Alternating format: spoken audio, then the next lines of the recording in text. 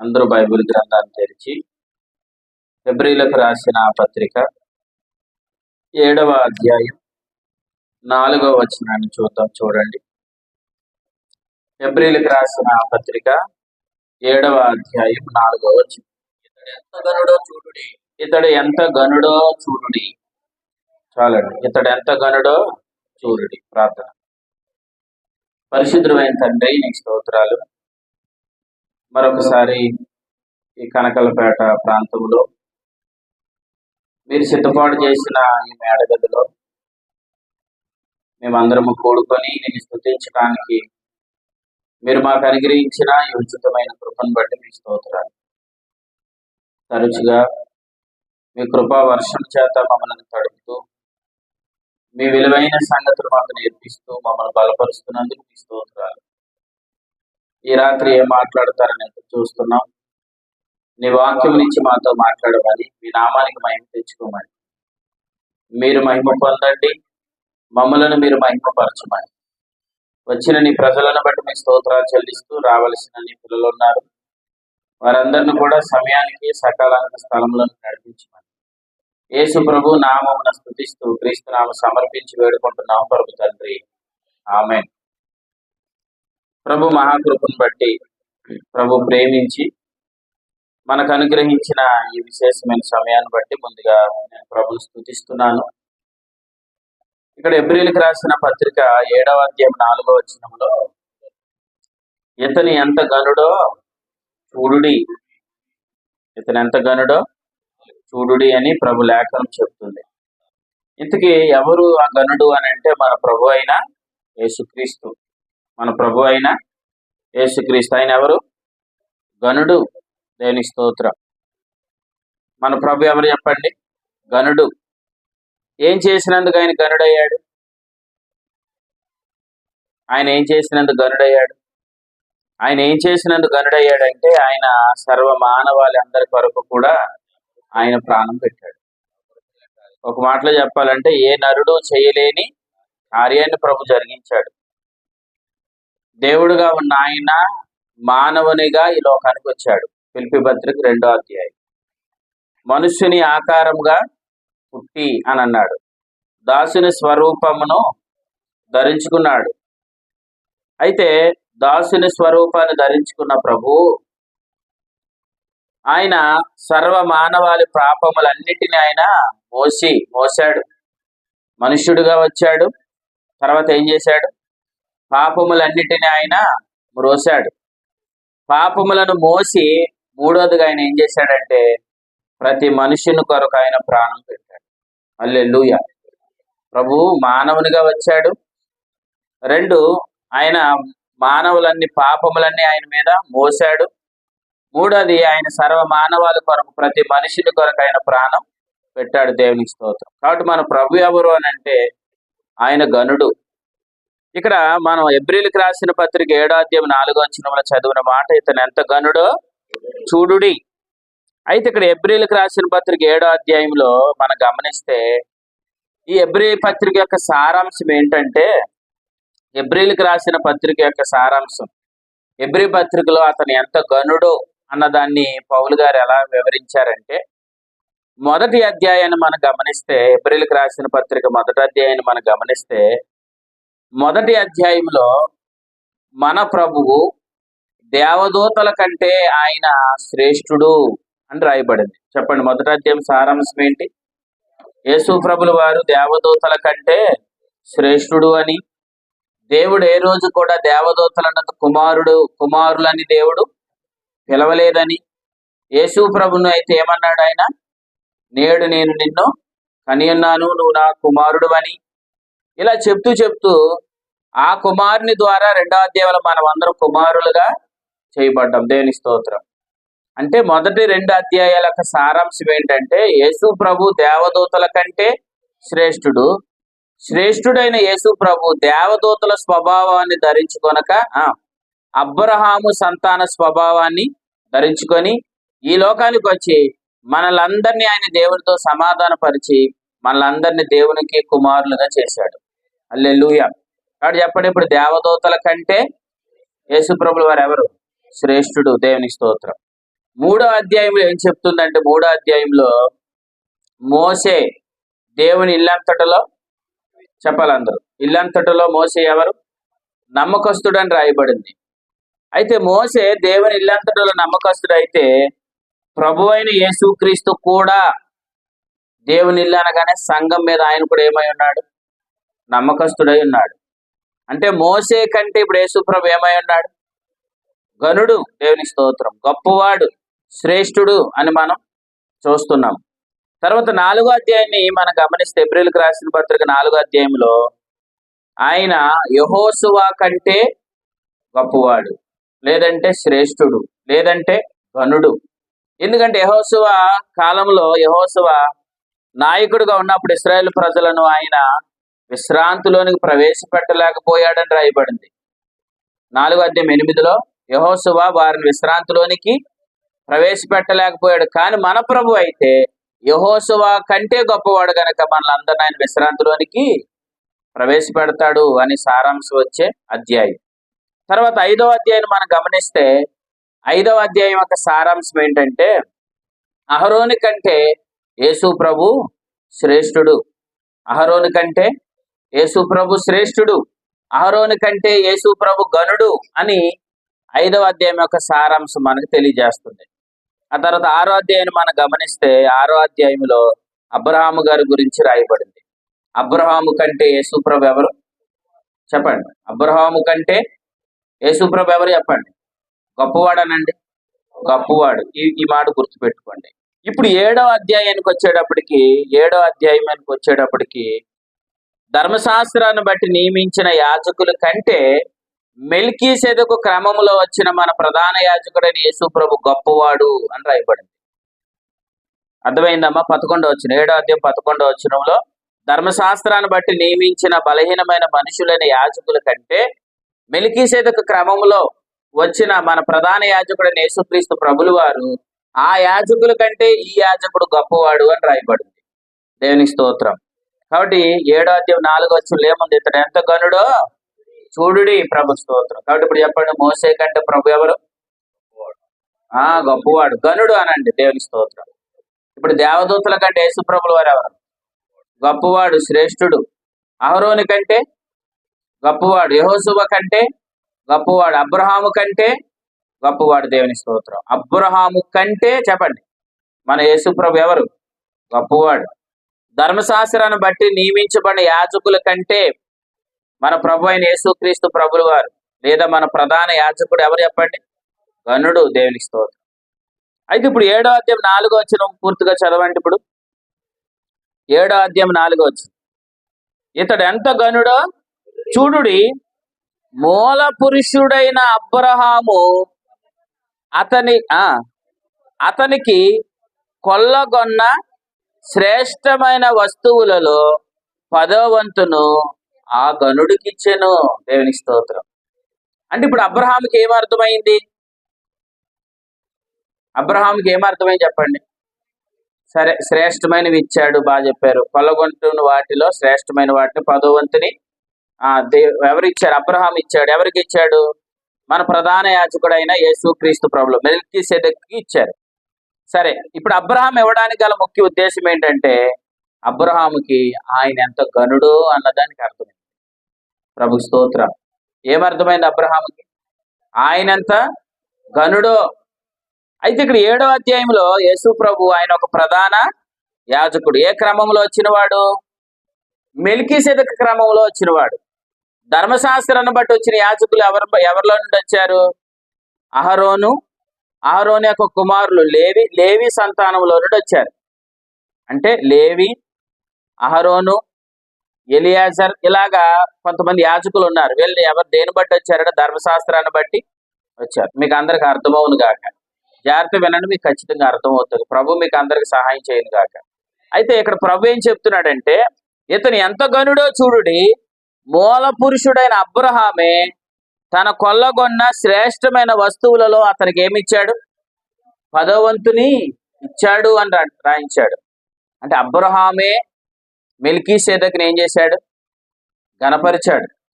అబ్రహామే మెల్కీసెదెకుని ఏం చేశాడు? గణపరిచాడు. నేను ఇలా చెప్తున్నాను. ఇక్కడ మెల్కీసెదెకు అంటే ఎవరంటే యాజకుడు అనండి. యాజకుడు. యాజకుడు అంటే ఎవరంటే సేవకుడు. ఎవరు? యాజకుడు అంటే సేవకుడు. ఎందుకు? లేవి క్రమంలో నుండి వచ్చిన వారందరూ, లేవి కుటుంబానికి చెందిన వారందరూ యాజకులు. ఆ యాజకులందరూ ఎవరంటే దేవుని మందిరంలో సేవ చేసేవారు. దేవుని మందిరంలో సేవ చేసేవారిని ఏమంటారు? సేవకులు అంటారు. అప్పుడు యాజకులు అనగానే ఎవరి నుంచి కాలాన్ని బట్టి సేవకుడు అని చెప్పొచ్చు. దేవునికి స్తోత్రం. కాబట్టి ఇప్పుడు అబ్రహాము తన కొల్లగొట్టిన సొమ్మంతటిలో మెల్కీసెదెకు యాజకునికి, ప్రధాన యాజకునికి ఏం చేశాడు? 10వ వంతుని ఇచ్చాడు. నేను ఎలా చెప్తున్నాను, అసలు 10వ వంతుని ఇచ్చాడు కదా.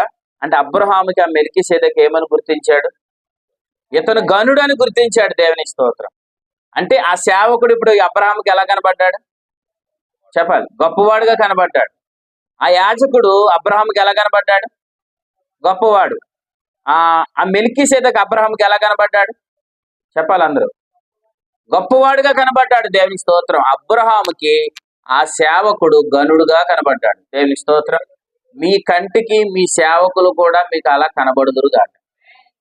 అర్థమైందండి? అంటే కొల్లగొన్న సొమ్మంతటిలో ఆ మెల్కీసెదెకు ఏం చేశాడు? 10వ వంతుని ఇచ్చాడు. మీకు మాట చెప్తున్నాను. అసలు ఈ సందర్భం ఎన్ని అధ్యాయంలో జరుగుతుందో ఒకసారి తిరగండి. ఇలాగా ఆది కాండానికి రండి. ఆది కాండము 14వ అధ్యాయం. ఆది కాండము 14వ అధ్యాయం.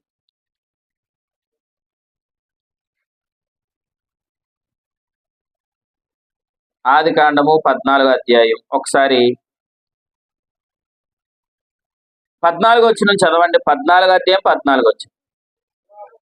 అబ్రాము తన తమ్ముడు చెరపట్టబడినని విని తన ఇంట పుట్టి అలవర్చబడిన 318 మందుగురిని వెంటబెట్టుకొని దాను మట్టుకు ఆ రాజులను తరిమెను. రాత్రివేళ అతడును అతని దాసులను వారికి ఎదురుగా మనలు తీర్చి వారిని కొట్టి దమస్కునకు ఎడమ తట్టు ఓబా మట్టుకు వారిని ఏం చేశారు? తరిమారు. అప్పుడు 16వ వచనం. ఆస్తి యావత్తును తిరిగి తెచ్చి, దేవుని స్తోత్రం, అబ్రహాము తమ్ముడైన లోతు ఆస్తిని ఏం చేశాడు? ఒక రాజు వచ్చి పట్టుకొని వెళ్ళిపోయాడు. ఇప్పుడు అబ్రహాం ఏం చేశాడు? 318 మందిని తీసుకొని వెళ్ళి అతనితో యుద్ధం చేసి పట్టుకొని వెళ్ళిపోయిన ఆస్తి అంతటిని తిరిగి తెచ్చాడు. దేవుని స్తోత్రం. తెచ్చి తన తమ్ముడైన లోతును అతని ఆస్తిని, స్త్రీలను తిరిగి తీసుకొని వచ్చాను. అప్పుడు ఏం జరుగుతుంది? 18వ వచనం. సరే 17 చదవండి. అతడు కదొర్లమోరును అతనితో కూడానున్న రాజులను ఓడించి తిరిగి వచ్చినప్పుడు సొదొమ రాజు అతనికి ఎదుర్కొనుటకు రాజులోయను షావే లోయ మట్టుకు బయలుదేరి వచ్చాను. అప్పుడు చూడండి ఏం జరిగింది. మరియు సాలేము రాజైన మెల్కీసెదెకు రొట్టెను ద్రాక్షారసమును తీసుకొని వచ్చాను. ఎవరి దగ్గరికి? ఎవరు తెచ్చారు? సాలేము రాజు ఆయన మెల్కీసెదెకు ఎవరి దగ్గర తెచ్చాడు? అబ్రహాము దగ్గర తెచ్చాడు. అసలు అబ్రహాం ఎక్కడికి వెళ్ళాడు? యుద్ధానికి వెళ్ళాడు. యుద్ధానికి వెళ్ళి యుద్ధాన్ని ఏం చేశాడు? జయించాడు. పట్టుకొని వెళ్ళిపోయిన ఆస్తంతరం తిరిగి తెస్తున్నప్పుడు అబ్రహాముకి రాజు ఏమయ్యాడు? ఎదురయ్యాడు. అతను ఎవరంట? సాలేము రాజైన మెల్కీసెదెకు. చెప్పండి, అతని పేరు ఎవరు? మెల్కీసెదెకు అనండి. మెల్కీసెదెకు ఎదురయ్యి ఏం చేశాడు? రొట్టెను ద్రాక్షారసమును తీసుకొని వచ్చాను. అప్పుడు 19వ వచనంలో అతను ఏమంటున్నాడు? ఎంతగా అతను ఎవరు? అతడు సర్వోన్నతుడగు దేవునికి యాజకుడు. దేవునికి స్తోత్రం. ఇప్పుడు చెప్పండి, మెల్కీసెదెకు ఎవరు? దేవుని యాజకుడు అనండి. ఇప్పుడున్న భాషలో చెప్పండి, దేవుని సేవకుడు. దేవుని స్తోత్రం. అబ్రహాం ఎక్కడికి వెళ్ళాడు? యుద్ధానికి వెళ్ళాడు. యుద్ధాన్ని జయించాడు. తిరిగి వస్తున్నాడు. ఇప్పుడు ఆ అబ్రహాముకి ఎవరు ఎదురయ్యారు? దేవుని యాజకుడు, దేవుని సేవకుడు ఎదురయ్యాడు. సేవకుడు ఎదురయ్యి ఏం చేశాడట? 19వ వచనంలో అప్పుడు అతడు అబ్రహామును ఆశీర్వదించి, అబ్రహామును ఏం చేశాడు? ఆశీర్వదించి ఆకాశమునకు భూమికి సృష్టికర్తయును సర్వోన్నతుడునైన దేవుని వలన అబ్రహాము ఆశీర్వదించబడును గాక అని పలికాడంట. సర్వోన్నతుడైన దేవుని వలన అబ్రహాము ఆశీర్వదించబడును గాక అని పలికాడు. ఆ తర్వాత చదవండి 20వ వచనంలో, నీ శత్రువులను నీ చేతికి అప్పగించిన సర్వోన్నతుడగు దేవుడు స్తుతింపబడును గాక అని చెప్పాను. అప్పుడు అతడు వీటన్నిటిలో అతడు ఏదైతే యుద్ధానికి వెళ్ళి జయించి తిరిగి వస్తున్నాడో వాటన్నిటిలో మెల్కీసెదెక్కి కొల్ల సొమ్ములో మెల్కీసెదెక్కి 10వ వంతును ఇచ్చాను. దేవునికి స్తోత్రం చెప్పండి. అంటే ఇప్పుడు అబ్రహాము ఎక్కడి నుంచి వస్తున్నాడు? యుద్ధానికి వెళ్ళాడు. యుద్ధంలో ఏం చేశాడు? గెలిచాడు. ఎక్కడికి వస్తున్నాడు? తిరిగి ఇంటికి వస్తున్నాడు. మార్గంలో ఇప్పుడు ఈ వ్యక్తికి ఎవరు ఎదురయ్యారు? మెల్కీసెదెకు అంటే ఎవరు? సర్వోన్నతుడైన దేవుని యాజకుడు, దేవుని సేవకుడు. ఎప్పుడైతే సేవకుడు ఎదురయ్యాడో ఇప్పుడు అబ్రహాముకి ఏం చేశాడంటే రొట్టెను ద్రాక్షారసమును తీసి అబ్రహాము చేతికి అప్పగించాడు. అబ్రహాము చేతికి అప్పగించి ఏమంటున్నాడు తెలుసా? అబ్రహామా, నువ్వు ఆశీర్వదించబడును గాక. నువ్వేం చేయబడాలి? ఆశీర్వదించబడాలి అంటున్నాడు. ఇంతకు ఎవరు ఈయన? సేవకుడు. వెరీ గుడ్, దేవునికి స్తోత్రం. సేవకుడు ఏమంటున్నాడంటే ఆశీర్వదించబడును గాక అంటున్నాడు. ఎవరిని? అబ్రహాముని. ఇందుకు వాస్తవానికి అబ్రహాము ఎక్కడ ఆశీర్వదించబడ్డాడు? అసలు అబ్రహాముని దేవుడు ఎప్పుడు ఆశీర్వదించాడు? అసలు ఎన్నో అధ్యాయములు ఆశీర్వదించాడు? రండి ఒకసారి ఇలా పేజీ తిరగేయండి. ఆదికాండం 12వ అధ్యాయానికి రండి. ఆదికాండం 12వ అధ్యాయం 2వ వచనం చూడండి. 12వ వచనం మొదట్లో వచనంలోని యెహోవా నీవు లేచి అన్నాడు. ఎవరితో? అబ్రహాముతో. నేను చూపించి దేశానికి వెళ్ళుము. 2వ వచనం, నిన్ను గొప్ప జనముగా చేసి నిన్ను ఆశీర్వదించి నీ నామము నేను గొప్ప చేస్తాను. నువ్వు ఆశీర్వాదంగా ఉంటావు.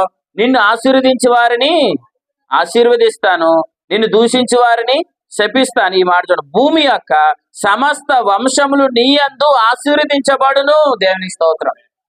అబ్రహాముని దేవుడు ఏం చేశాడు? ఆశీర్వదించాడు అనండి. ఎన్నో అధ్యాయం ఇది? 12వ అధ్యాయంలో ఎవరు ఆశీర్వదించారు? దేవుడు ఆశీర్వదించాడు. వెరీ గుడ్, దేవునికి స్తోత్రం. 14వ అధ్యాయంలో ఇప్పుడు అబ్రహాంకి ఎవరు ఎదురయ్యారు? దేవుని సేవకుడు ఎదురయ్యాడు. అంటే దేవుడు ఏం చేస్తున్నాడు? ఆశీర్వదిస్తున్నాడు. దేవుని సేవకుడు ఏం చేస్తున్నాడంటే ఆ ఆశీర్వాదం అనుభవించేటట్లుగా మనం సిద్ధపరుస్తున్నాడు.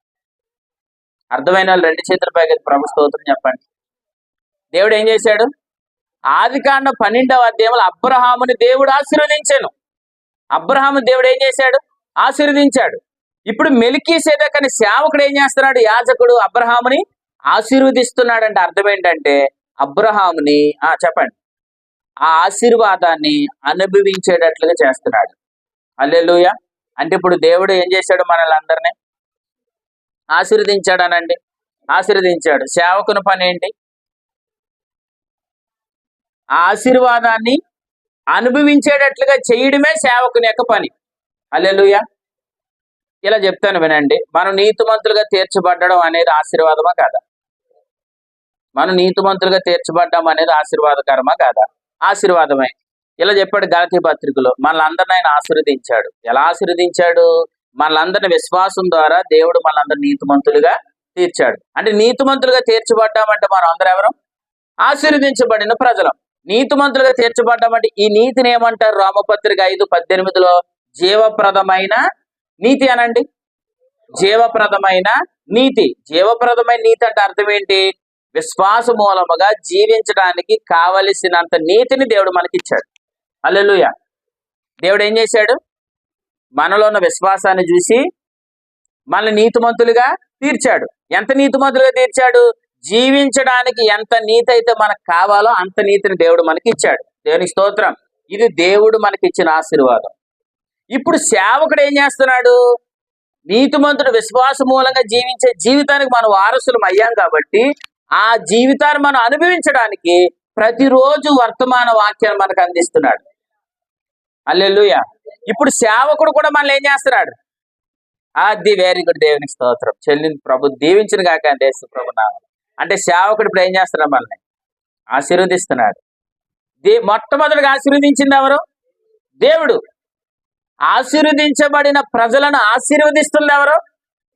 సేవకుడు. దేవునికి స్తోత్రం. ఇప్పుడు చెప్పండి, మొదటి పని ఎవరిదే? దేవుని పని. రెండవ పని ఎవరిదే? సేవకుని పని. ఇప్పుడు ఇలా చెప్తాను. యేసు ప్రభు నమ్మగా మనందరికి రక్షణ కలిగిందా లేదా? రక్షణ కలిగింది. రక్షణ పొందిన మనం అందరం బాప్తిసం ద్వారా ఎక్కడ చేర్చబడ్డాం? సంఘంలో చేర్చబడ్డాం. ఇప్పుడు సంఘములు ఏమున్నాయని చెప్పుకున్నాం పోయిన వారం. సంఘములో ఆ గదిలో ఏమున్నాయి? ఆ గదిలో సామాగ్రి ఉంది, గొప్ప సామాగ్రి ఉంది. ఆ గొప్ప సామాగ్రి ఏంటి? జీవానికి, భక్తికి కావలసినవన్నీ ఎక్కడ ఉన్నాయి? సంఘంలోనే ఉన్నాయి. ఇప్పుడు సంఘంలో ఉన్నవన్నీ దేవుడు ఎవరికి అప్పగించాడు? ఆ పూటకోలవాడికి అప్పగించాడు. అంటే ఇప్పుడు పూటకోలవాడు ఏం చేయాలి? మీరు వచ్చిన ప్రతిసారి ఏం చేయాలంటే పెట్టికి అలాగా దాన్ని లాక్ ఓపెన్ చేసి ఎవరికి ఏం కావాలన్నది తీసి ఇవ్వాలి. దేవునికి స్తోత్రం. మనల్ని ఆశీర్వదించింది ఎవరు? దేవుడు. పూటకోలవాడిని ఇంటికి మనల్ని ఏం చేశాడు? అప్పగించాడు. ఇప్పుడు పూటకోలవాడు ఏం చేస్తున్నాడు? మనల్ని ప్రతిరోజు పోషిస్తున్నాడు. దేవునికి స్తోత్రం. ఆయన వచ్చేంత వరకు మనకి ఏం కావాలో అన్ని ఇప్పుడు ఎక్కడ పెట్టేశాడు? సంఘములో పెట్టేశాడు. సంఘములో పెట్టి సమస్తాన్ని దేవుని సేవకునికి అప్పగించాడు. ఇప్పుడు సేవకుడు ఏం చేస్తున్నాడు? మీరు వచ్చిన ప్రతిసారి లాక్ ఓపెన్ చేసి మీకేం కావాలి, జోసఫ్కి ఏం కావాలి, జాన్కి ఏం కావాలా, సాల్మన్కి ఏం కావాలి అని ప్రతి దాన్ని ఇప్పుడు సేవకుడు ఏం చేస్తున్నాడు? తీసి అందిస్తున్నాడు. దేవునికి స్తోత్రం.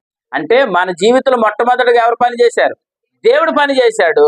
ఇప్పుడు సేవకుడు ఏం చేస్తున్నాడంటే దేవుని ద్వారా ఏ ఆశీర్వాదానికైతే మన వారసులం అయ్యామో ఆ ఆశీర్వాదాన్ని మనం అనుభవించడానికి సేవకుడు మనల్ని సిద్ధపరుస్తున్నాడు. దేవునికి స్తోత్రం. అంటే సేవకుని పని ఏంటి చెప్పండి? ఇప్పుడు ఆశీర్వదించబడిన వారిని ఆశీర్వాదాన్ని అనుభవించేటట్టుగా సిద్ధపరచడమే. హల్లెలూయా. మీకు అందరికి అర్థమవును గాక యేసు ప్రభు నామములో. ఇప్పుడు చెప్పండి, ఇప్పుడు దేవుడు గొప్పవాడని అందరికి తెలుసా? కొంతమందికి తెలుసా? అందరికి తెలుసు కదా, దేవుడు గొప్పవాడని అందరికి తెలుసు. నేను ఎలా చెప్తున్నాను, సేవకుడు కూడా గొప్పవాడన్న సంగతి మీకు అందరికి అర్థమవును గాక. ఎందుకు?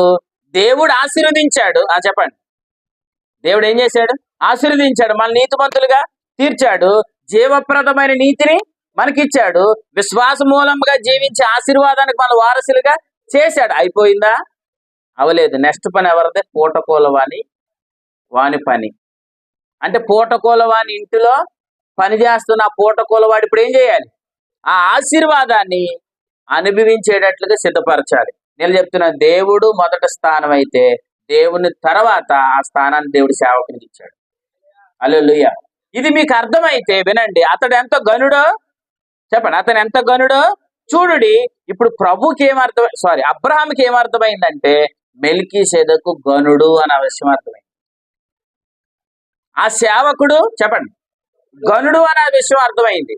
ఆ యాజకుడు చెప్పండి గనుడు అన్న విషయం అర్థమైంది. నేను చెప్తున్నాను, యాజకుడు గనుడు అన్న విషయం మీకు ఎప్పుడు అర్థమవుతుందంటే వినండి, సంఘము ద్వారా సంఘములో ఆత్మ సంబంధమైన వాటిని మీరు ఎంత తింటారో వినండి, దానిని బట్టే సేవకుడు గొప్పవాడన్న సంగతి మీకు అర్థమవుతుంది.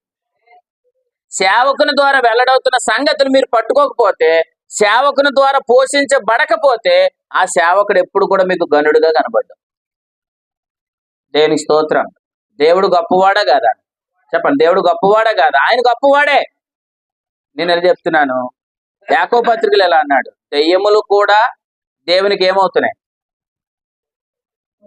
దెయ్యాలు కూడా దేవునికి ఏమవుతున్నాయి? వణుకుతున్నాయని చెప్పి అక్కడ ఏమన్నాడు? విశ్వాసము లేని క్రియలు అని అన్నాడు. విశ్వాస క్రియలు లేని విశ్వాసం మృతము అని చెప్పాడు. అసలు ఆ క్రియలు అనేవి ఎలాగొస్తాయి? సంఘం ద్వారా సంఘాన్ని పోషిస్తున్న సేవకుడు, సంఘానికి ఎవరైతే క్రమంగా అటెండ్ అవుతారో వారి ద్వారా మాత్రం ఆ క్రియలు కనబడతాయి.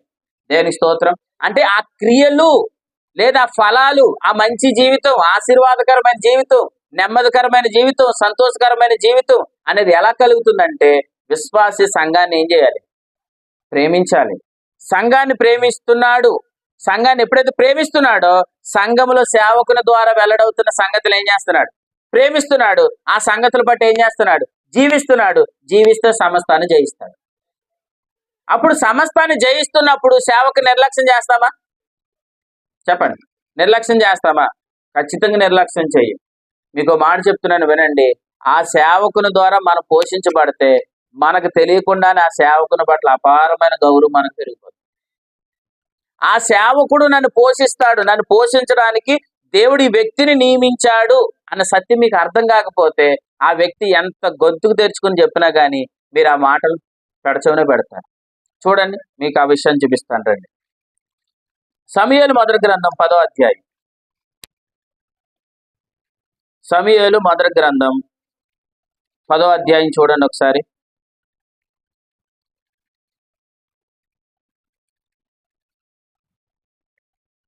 సమూయేలు మొదటి గ్రంథం 10వ అధ్యాయం 24 వచ్చిన చూడండి. అప్పుడు సమూయేలు జనులందరిలో యెహోవా ఏర్పరిచిన వాణిని మీరు చూచితిరా? జనులందరిలో అతని వంటి వాడు అక్కడును లేడని చెప్పగా జనులందరూ బొబ్బలు పెట్టుచు రాజు చిరంజీవి అగునుగాకని ఏం చేశారు? కేకలేశారు. అంటే మంచిగా చేశారా, చెడగా చేశారు? కేకలు మంచిగా చేశారు. కానీ కొంతమంది నిర్లక్ష్యం చేసిన వాళ్ళు ఏమన్నారు చూడండి. 27వ వచనం. పనికి మాలిన వారు కొందరు ఉన్నారు, ఈ మనుష్యుడు మనల్ని ఎలా రక్షించగలడు అని చెప్పుకొనుచు అతనిని ఏం చేశారు? నిర్లక్ష్యము చేసి అతనికి కానుకలు తీసుకొని రాకుండా. అంటే నేను చెప్తున్నా, అంటే వీళ్ళకి ఎలా అర్థం అయ్యాడు? ఆయన గనుడుగా అర్థమయ్యాడా? గనుడుగా అర్థం కాలేదు. చెప్పండి. గనుడుగా అర్థం కాలేదు. గనుడుగా ఏం చేయలేదు? అర్థం కాలేదు. అర్థమైన అబ్రహాం ఏం చేశాడు? చెప్పాలి. గనుడుగా అర్థమైన అబ్రహాం ఏం చేశాడు? 10వ వంతునిచ్చి మెల్కీసెదెకుని ఏం చేశాడు? గణపరిచాడు. దేవునికి స్తోత్రం. నేను ఇలా అంటున్నాను, ఆ మెల్కీసెదెకు అనే యాజకుని అబ్రహాము సంతోషపరిచాడు. కానీ ఇక్కడ ఆ వ్యక్తిని వీళ్ళు ఏం చేశారట? గొప్పవాడిగా ఎంచలేదు, గనుడుగా ఎంచలేదు కాబట్టి ఆయన ఏం చేశారు? వీళ్ళు నిర్లక్ష్యం చేశారు. నిర్లక్ష్యం చేసి అతనికి కానుకలు తీసుకొని రాకుండా వచ్చారు. అంటే ఏమన్నారు తెలుసా? ఇతను మనల్ని ఎలా రక్షించగలడు, ఇతను ఏం చేయగలడు, ఇతని వల్ల ఏం జరుగుతుంది అంటే నేను ఎలా అంటున్నాను, వీళ్ళకి ఎలా కనబడలేదు? గనుడుగా కనబడలేదు. గనుడుగా కనబడితే ఏం చేద్దరు? నిర్లక్ష్యం చేయరు. మీకు మాట చెప్పరా, కొన్ని సందర్భాల్లో మనం ఎలా మాట్లాడేస్తామంటే సేవకునికి ఇవ్వాల్సిన విలువ సేవకునికి ఇవ్వకుండా మనవాడే కదా, మన వ్యక్తే కదా అని మన కొన్ని సందర్భాల్లో ఊరే అన్న వాళ్ళు కూడా ఉంటారు. ఊరే, యారా అని ఏంటి, మనం కొన్ని సందర్భాల్లో శరీరాన్ని బట్టి మనం ఏం చేసేస్తుంటాం? చెప్పండి, ఏం చేస్తాం? శరీరాన్ని బట్టి మనం ప్రవర్తించేస్తుంటాం. శరీరాన్ని బట్టి ప్రవర్తిస్తున్నామంటే మనం ఏం నమ్మడం లేదు? ఇతను గనుడు అన్న విషయాన్ని మనం నమ్మడం లేదు. ఇతను గనుడు అన్న విషయాన్ని మనం నమ్మితే ఖచ్చితంగా అతను మనం కనపరుస్తాం. దేవునికి స్తోత్రం. ఇతను గనుడు అని మనం ఎంచకపోతే శరీరాన్ని బట్టి మనం ఏం చేసేస్తాం? ప్రవర్తించేస్తాం. కానీ మీకు గనుడుగా ఇచ్చే కృప దేవుడు మీకు ఇచ్చారు కాక. ఎందుకంటే ఈ వ్యక్తిని దేవుడు నియమించుకున్నాడు. ఈ వ్యక్తిని దేవుడు ప్రత్యేకపరుచుకున్నాడు అన్న విషయం మీకు అర్థమైతే ఖచ్చితంగా ఆ వ్యక్తిని మనం కనపరుస్తాం. అబ్రహాము తన కొలగొని సొమ్మంతటిలో చెప్పండి గనుడుగా ఎంచిన ఆ యాజకుడికి ఇచ్చి ఏం చేశాడు? అతన్ని గణపరిచాడు. దేవునికి స్తోత్రం. కాబట్టి దేవుడు మనందరిని ఏం చేశాడు? ఆశీర్వదించాడు. ఇప్పుడు సేవకుడు చేస్తున్న పని ఏంటంటే ఆ ఆశీర్వాదాన్ని మనం అనుభవించేటట్లుగా మనం ఏం చేస్తున్నాడు? సిద్ధపరుస్తున్నాడు. సేవకుని పని ఉందా లేదా చెప్పండి. ఇప్పుడు సేవకుని పని ఉందా లేదా? సేవకుని పని లేకపోతే సంఘం అనేది లేదు. సంఘం అనేది లేకపోతే మనకేం లేదు. చెప్పండి, జీవితం అనేది లేదు కదండి. ఎందుకు? యేసు ప్రభుని నమ్మాం మనందరూ. ఏం చేయాలి? ప్రభుని నమ్మగానే మనందరికి ఏం కలిగింది? రక్షణ కలిగింది. రక్షణ కలగగానే మనందరూ ఏమవ్వాలి? వెళ్ళిపోవాలి కదా ఆయన దగ్గరికి. కానీ ప్రభు మనల్ని ఇంకా ఎందుకు ఉంచాడు? మనల్ని ఎందుకు ఉంచాడంటే రక్షణ పొందిన వారందరికి ఏముంది? స్వాస్థ్యం అనండి. స్వాస్థ్యం ఉంది. నీతిమంతులందరికీ ఏముంది? జీవితం ఉంది. కుమారులందరికీ ఏముంది? వారసత్వం ఉంది. ఇప్పుడు నీతిమంతులైన వారందరూ జీవించాలి. జీవించాలంటే ప్రతిరోజు దేవుని నోట నుండి వచ్చి మాటలు కావాలి. ఆ మాటలు కావాలి కాబట్టి దేవుడు ఏం చేశాడు? ఒక సంఘాన్ని ఏర్పాటు చేశాడు. సంఘం ఉంది కాబట్టి సంఘంలో ప్రభు ఏం చేశాడు? మరలా ఒక సేవకుని నియమించాడు. దేవునికి స్తోత్రం. నీ కొరకు ఒక సేవకుడు నియమించబడ్డాడు. ఈ రాత్రి మీకు అర్థమవును గాక. ఆ సేవకుడు ఎందుకు నియమించబడ్డాడు? నిన్ను పోషించడానికి దేవుడు ఒక సేవకుని నియమించాడు. అతడు నీ అన్న కావచ్చు, అతడు నీ తమ్ముడు కావచ్చు, లేదంటే నీ రక్త సంబంధి కావచ్చు, లేదంటే అతను ఎవరైనా కానీ నిన్ను పోషించడానికి దేవుడు నీ కొరకు దేవుడు ఒక సేవకుని నియమించాడు. మీకు అర్థమవును గాక. ఆయన ద్వారా మీరు పోషించబడుదురు గాక. ఆయన ద్వారా మీరు పోషించబడితే వినండి, అతను గనుడుగా మీరు ఎంచుతారు. తింటే గనుడిగా ఎంచుతామా, తినకుండా ఉంటే కూడా గనుడిగా ఎంచుతామా? చెప్పండి. తినాలి. ప్రభు సేవకుని ద్వారా వెల్లడవుతున్న సంగతులన్నీ ఏం చేయాలి? ప్రతిరోజు తినాలనండి. ఎంత తింటే ఆ వ్యక్తిని అంత గనుడిగా మీరు ఎంచుతారు. ప్రభు స్తోత్రం. చూపిస్తాను రండి, కొన్ని వచనాలు మీకు చూపిస్తాను రండి.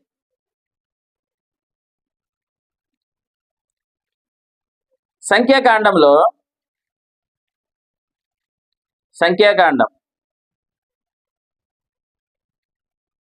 1వ అధ్యాయం, సంఖ్యాకాండం 1వ అధ్యాయం 53వ వచనం చూడండి. ఇశ్రాయేలు సమాజం మీద కోపము రాకుండానట్లు లేవీయులు సాక్ష్యపు గుడారము చుట్టూ ఏం చేయాలి? దిగవలెను. వారంటే ఎవరు? లేవీయులు. చెప్పండి, ఎవరు? లేవీయులు, యాజకులు. ఇంకో మాట చెప్పండి. ఇప్పుడు సంఘము కాబట్టి సేవకులు. వీళ్ళు ఏం చేయాలి? సాక్ష్యపు గుడారాన్ని ఏం చేయాలి? కాపాడాలనండి. కాపాడాలి. 1వ అధ్యాయం 1వ వచనం చదవండి. వారు ఐగుప్తు దేశం నుండి బయలు వెళ్ళిన 2వ సంవత్సరం 2వ నెల 1వ తేదీన సేనాయి అరణ్యమందలి ప్రత్యక్షపు గుడారములో యెహోవా మోసేతో, అంటే గుడారములో నుండి ఇప్పుడు ఎవరు మాట్లాడుతున్నారు? చెప్పాలి. గుడారములో నుండి, ప్రత్యక్ష గుడారములోంచి ఎవరు మాట్లాడుతున్నారు? దేవుడు మాట్లాడుతున్నాడు. ఇప్పుడు దేవుడు ఏం చెప్పాడు? ఇదిగో లేవీలు మీరు చేయవలసిన పని ఏంటంటే, మిగతా వాళ్ళందరూ పని వేరు. చెప్పండి, లేవీలకి పని వేరు. లేవీలకి ఏం పని అప్పగించారు? మీరు ఇదిగో గుడారాన్ని మాత్రం మీరు ఏం చేయాలి? జాగ్రత్తగా కాపాడాలి. గుడారాన్ని ఎందుకు కాపాడాలి? ఆ గుడారంలోంచి దేవుడు మాట్లాడతాడు కాబట్టి. దేవునికి స్తోత్రం. ఇప్పుడు గుడారంలో నుంచి దేవుడు మాట్లాడతాడు పూర్వం. ఇప్పుడు ఎక్కడి నుంచి మాట్లాడుతున్నాడు? సంఘములోంచి మాట్లాడుతున్నాడు. అందుకే సంఘముల సేవకులు ఏం చేశాడు? ఆయన ప్రత్యేకపరుచుకున్నాడు. ఇదిగో సేవకులారు మీరు ఏం చేయాలి? సంఘాన్ని కాపాడాలి. ఎవరైనాను దేవుని ఆలయంను పాడు చేసిన అలాంటి సేవకుడు ఏం చేయకూడదు? సంఘాన్ని ఏం చేయకూడదు? పాడు చేయకూడదు. సంఘాన్ని పాడు చేయకపోవడం అంటే అర్థం ఏంటి? రేకులు తీసేయడమా? ఫ్యాన్ లాగేయడమా? కాదు.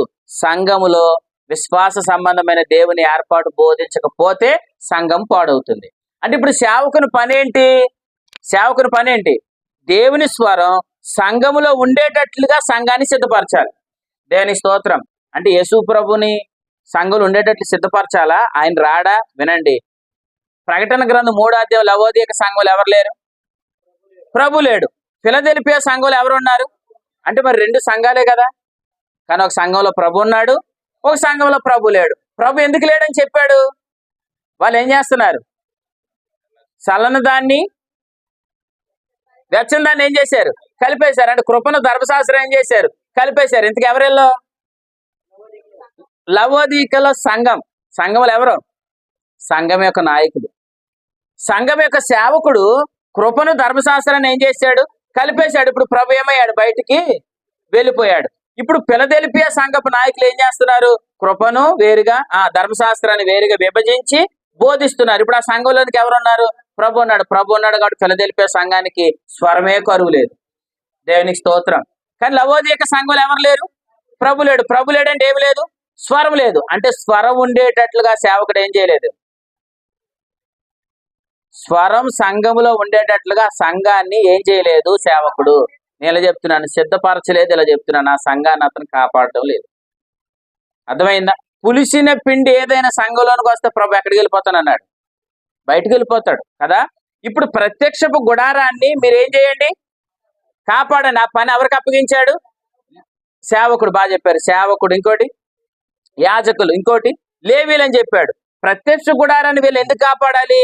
ప్రత్యక్ష గుడారాన్ని కాపాడకపోతే ప్రత్యక్షపు గుడారంలో అతి పరిశుద్ధ స్థలములు ఏముంది? మందసం ఉంది. మందసం లోపల ఏమున్నాయి? 10 ఆజ్ఞలు ఉన్నాయి. మందసం పైన ఏముంది? కరుణాపీఠం ఉంది. కరుణాపీఠం ఏమవ్వకూడదు? జరగకూడదు. జరిగితే దేవుని స్వరం ఏమవుతుంది? ప్రజల మధ్యలోనికి రాదు. ప్రజల మధ్యలో దేవుని స్వరం రాకపోతే ప్రజలు ఏ యుద్ధానికి వెళ్ళి ఓడిపోతారు. మీకు అర్థమైందా? అంటే ఇప్పుడు లేవీలు ఏం చేయాలి? ప్రత్యక్ష గుడారంలో ఉన్న మందసం మీద ఉన్న కరుణాపీఠం ఏం చేయకూడదు? చెప్పాలి. ఏమవ్వకూడదు? జరగకూడదానండి. అంటే ఇప్పుడు వీళ్ళ పని ఏంటి? కదలకుండా కాపాడాలి. కదలకుండా ఉంటే కరుణాపీఠం నుంచి ఏమొస్తుంది? స్వరం వస్తుంది. ఇలా అనండి, స్వరం ప్రత్యక్ష గుడారంలో ఉండేటట్లుగా కాపాడడమే లేవీల యొక్క పని. దేవునికి స్తోత్రం చెప్పండి. వీళ్ళకి ఇంకో పని ఉందా? చెప్పాలి. ఇంకో పని ఏమైనా ఉందా? ఇంక వీళ్ళకి ఏ పని లేదు. స్వరం ప్రజల మధ్యలో ప్రత్యక్ష గుడారంలో దేవుని స్వరం ఉండేటట్లుగా కాపాడడమే లేవీల యొక్క పని. దేవునికి స్తోత్రం. ఇప్పుడు సేవకుని పని ఏంటి? ఇప్పుడు కూడా చెప్పండి. కరుణాపీఠాన్ని ఏం చేయకూడదు? కదపకూడదు. కరుణాపీఠం కదపకూడదు అంటే అర్థం ఏంటి? విశ్వాసికి పాపజ్ఞప్తి గల మనసాక్షి కలిగించకూడదు. విశ్వాసికి పాపజ్ఞప్తి గల మనసాక్షి కలిగిస్తే విశ్వాసి ఏమనుకుంటాడు? పాపి అనుకుంటాడు. పాపి అనుకుంటే దేని బట్టి ఈతపత్రం అవ్వాలనుకుంటాడు? ధర్మశాస్త్రాన్ని బట్టి, 10 ఆజ్ఞలు బట్టి. అంటే ఇప్పుడు ఆ విశ్వాసి ఏం చేస్తున్నాడు? కరుణాపీఠాన్ని జరిపి లోనున్న ఆజ్ఞలు బయట తెస్తున్నాడు. అంటే అర్థం కరుణాపీఠం ఏమైంది? కదిలింది. కరుణాపీఠం కదిలితే ఇప్పుడు విశ్వాసి దగ్గర ఏం లేదు? స్వరం లేదు. విశ్వాసి సంఘంలో స్వరం లేకపోవడానికి కారణం ఎవరు? అది సేవకుడు. కాబట్టి ఇప్పుడు సేవకుని పని ఏంటి? సంఘములో దేవుని స్వరం ఉండేటట్లుగా చేయడమే సేవకుని యొక్క పని. దేవునికి స్తోత్రం. గుడారంలో దేవుని స్వరం ఉండేటట్లుగా చేయడమే ఆ కాలంలో ఉన్న సేవకుల యొక్క పని. స్వరం లేకపోతే ఏమైపోతారు ప్రజలు? స్వరం లేదండి, ఏమైపోతారు చెప్పనా? స్వరం లేకపోతే ప్రజలు పాడైపోతారు. స్వరం లేకపోతే ప్రజలు ఏమవుతారు? పాడైపోతారు. అంతేకాదు, స్వరం లేకపోతే ఇప్పుడు వారు ఏ ప్రయాణమైనా ఎలా చేస్తారు? దేవుని ఆలోచన పడి చేస్తారో వారు స్వస్థతగా చేస్తారు, వారు సొంత శక్తితో చేస్తారు. ఇప్పుడు వారు సొంత ఆలోచనతో వెళ్ళిపోయారండి. ఇప్పుడు యుద్ధాలు ఏమవుతారు? ఓడిపోతారు. గెలుస్తారా? ఓడిపోతారు. అంటే ప్రజల మధ్యలో స్వరం ఉంటే చెప్పండి, ప్రజలు ఏ యుద్ధానికి వెళ్ళి ఏం చేస్తారు? జయిస్తారు. ఇప్పుడు చెప్పండి, లేవీయుడు ఆ ప్రజల యొక్క విజయానికి మూలం ఎవరు చెప్పండి? ఇప్పుడు ఆ ప్రజలు ఏ ప్రాంతానికి వెళ్ళినా యుద్ధం గెలుస్తున్నారంటే కారణం ఏంటి? వారి దగ్గర దేవుని స్వరం ఉంది. దేవుని స్వరం వారి దగ్గర ఉండడానికి కారణం ఏంటి? గుడారం కాపాడబడుతుంది. గుడారం ఎవరి చేత కాపాడబడుతుంది? సేవకుడు. సేవకుడు వల్ల వాళ్ళకి విజయం ఉంది. అర్థమైన దేవుని స్తోత్రం చెప్పండి. సేవకుడు నమ్మకమైన వాడైతే ప్రజలకు క్షేమం కలుగుతుంది. అర్థమైందా? సంఘములో ఉన్న సేవకుడు నమ్మకమైన వాడు గనుక మీకు ఖచ్చితంగా విజయం కలుగుతుంది అంతే. దేవునికి స్తోత్రం. కాబట్టి ఇప్పుడు ప్రజలకి క్షేమం కలగాలంటే, విజయం కలగాలంటే లేవీయుడు తన బాధ్యతను ఏం చేయాలి? నమ్మకంగా నెరవేర్చాలి. దేవునికి స్తోత్రం. అలా నెరవేరిస్తే ఏం జరిగిందో చూడండి. సంఖ్యాకాండం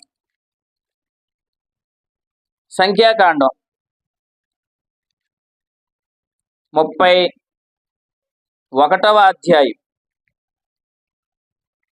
సంఖ్యాకాండం 31వ అధ్యాయం. సంఖ్యాకాండం 31వ అధ్యాయం తీయండి. తీసారమ్మా? 6వ వచనం చదవండి. మొదటి వచనం చదవండి. యెహోవా మిద్యానీయులు ఇశ్రాయేలులకు చేసిన హింసకు ప్రతిహింస. అంటే ఇప్పుడు ప్రభు ఏమంటున్నాడు? యుద్ధానికి వెళ్ళమంటున్నాడా, ఆగిపోమంటున్నాడా? చెప్పాలి. చెయ్యండి అని అన్నాడంటే వెళ్ళమన్నాడా, ఆగిపోమన్నాడా? వెళ్ళండి అని అన్నాడు. 6వ వచనం ఏం జరిగింది చూడండి. ఇప్పుడు మోసే వారిని అనగా ప్రతి గోత్రము నుండి 50 మందిని 1000 మందిని వెరీ గుడ్ యాజకుడకు ఎలియాజరు కుమారుడైన ఫినెహాసును పంపిన. ఎలమని చెప్పింది ఎవరు? దేవుడు. నేను చెప్తున్నాను, దేవుడు స్వయంగా వచ్చి మాట్లాడుతున్నాడా? దేవుడు యాజకుల ద్వారా మాట్లాడుతున్నాడా? దేవునికి స్తోత్రం చెప్పండి. అంటే ఇప్పుడు దేవుడు ఎవరితో మాట్లాడుతున్నాడు? యాజకులతో, సేవకులతో మాట్లాడుతున్నాడు. ఇప్పుడు సేవకులు ఏం చెప్తున్నారు? ఇప్పుడు మీరు యుద్ధానికి వెళ్ళండి. దేవునికి స్తోత్రం. యుద్ధానికి వెళ్ళండి. ఇప్పుడు ప్రజలు ఏమయ్యారు? యుద్ధానికి వెళ్ళారు. 6వ వచనం చదవండి. ఇప్పుడు చదివారు కదా. తర్వాత ఇప్పుడు 9వ వచనం చదవండి. అప్పుడు ఇశ్రాయేలుడు దేవుని స్వరం వచ్చింది. అప్పుడు ఇశ్రాయేలు బయలుదేరారు. అప్పుడు ఇశ్రాయేలులు మిద్యాని స్త్రీలను, వారి చిన్న పిల్లలను చెరపట్టుకొని సమస్త పశువులను, వారి గొర్రె మేకలన్నిటినీ, వారికి కలిగిన యావత్తును దోచుకొనిరి. దేవునికి స్తోత్రం. అంటే వీళ్ళు యుద్ధానికి వెళ్ళారు, సమస్తాన్ని ఏం చేశారు? ఇప్పుడు మొత్తం అంతా కొలగొట్టేశారు. శత్రువుల యొక్క సమస్తాన్ని ఏం చేశారు? ఇప్పుడు విజయం కలిగిందా, ఓడిపోయారా? ఎందుకు విజయం కలిగింది? వీళ్ళ ఆలోచన బట్టి వెళ్ళారా, దేవుని ఆలోచన బట్టి వెళ్ళారా? దేవుని ఆలోచన బట్టి. వెళ్ళమని చెప్పింది ఎవరు? ఎవరితో చెప్పాడు? సేవకునితో. అంటే ఇప్పుడు సేవకుడు ప్రజల మధ్యలో ఏముండేటట్లుగా చేశాడు? స్వరం ఉండేటట్లు చేశాడు. ఇప్పుడు ప్రజల మధ్యలో దేవుని స్వరం వచ్చింది కాబట్టి స్వరాన్ని బట్టి వెళ్ళారు, సమస్తాన్ని పొందుకున్నారు. దేవునికి స్తోత్రం. ఇప్పుడు మరి సమస్తం వీళ్ళ విజయాన్ని సాధించడానికి మూలం ఎవరు అనుకుంటున్నారు మీరు? దేవుడే. కానీ దేవుడు వీళ్ళ వెనకాల పని చేయడానికి వీళ్ళకి దేవుడు ఏమిచ్చాడు? స్వరం ఇచ్చాడు. ఆ స్వరం వీళ్ళ మధ్యలోనికి రావడానికి కారణం ఏంటి? సేవకుడు అనండి. సేవకుడు. ఇప్పుడు ఈ సేవకుని ద్వారా వీళ్ళు ఏం పొందుకున్నారు? సేవకుని ద్వారా ఏం పొందుకున్నారు? విజయాన్ని పొందుకున్నారు. మరి నేను చెప్తున్నాను, సేవకుని బట్టి వీళ్ళు విజయాన్ని పొందుకుంటే ఇప్పుడు వాళ్ళందరికీ సేవకుడు ఎలా కనబడతాడు? గనుడుగా కనబడతాడా, ఘనహీనుడిగా కనబడతాడా? గనుడిగా కనబడతాం. మరి గనుడిగా కనబడితే ఖచ్చితంగా వీళ్ళు ఏం చేస్తారు? శ్రేష్టమైన వాటినిచ్చి అతన్ని ఏం చేస్తారు? గణపరుస్తారా, అవమానపరుస్తారా? గణపరుస్తారు. ఇప్పుడు చదవండి 30వ వచనం, 32 చదవండి. దోపిడి సొమ్ము అనగా ఆ సైనికులు కొల్లబెట్టిన సొమ్ము అంటే అర్థం ఏంటి? ఇప్పుడు దీన్ని ఏమన్నా చెప్పండి. వీళ్ళకి కలిగిన విజయం చెప్పండి. ఏంటి వీళ్ళకి కలిగిన విజయం? ఆ విజయాన్ని బట్టి కలిగిన కొల్ల సొమ్ము. 30వ వచనంలో ఏం చేశారు? మనుషుల్లోను, పశువుల్లోను, గాడిదల్లోను, గొర్రె మేకల్లోను, సమస్త విధముల జంతువుల్లోను 50 ఒకటి చొప్పున ఇశ్రాయేలులు సగములో నుండి తీసి యెహోవా మందిరమును కాపాడు లేవీలకు ఇచ్చాను. దేవునికి స్తోత్రం. అంటే ఇప్పుడు ఏం చేశారు? ఇప్పుడు వీళ్ళు యాజకులు ఏం చేశారు? గణపరిచారు లేదా? యాజకులు ఏం చేశారు? గణపరిచారు. లేవీలను ఏం చేశారు? గణపరిచారు. సేవకుని ఏం చేశారు?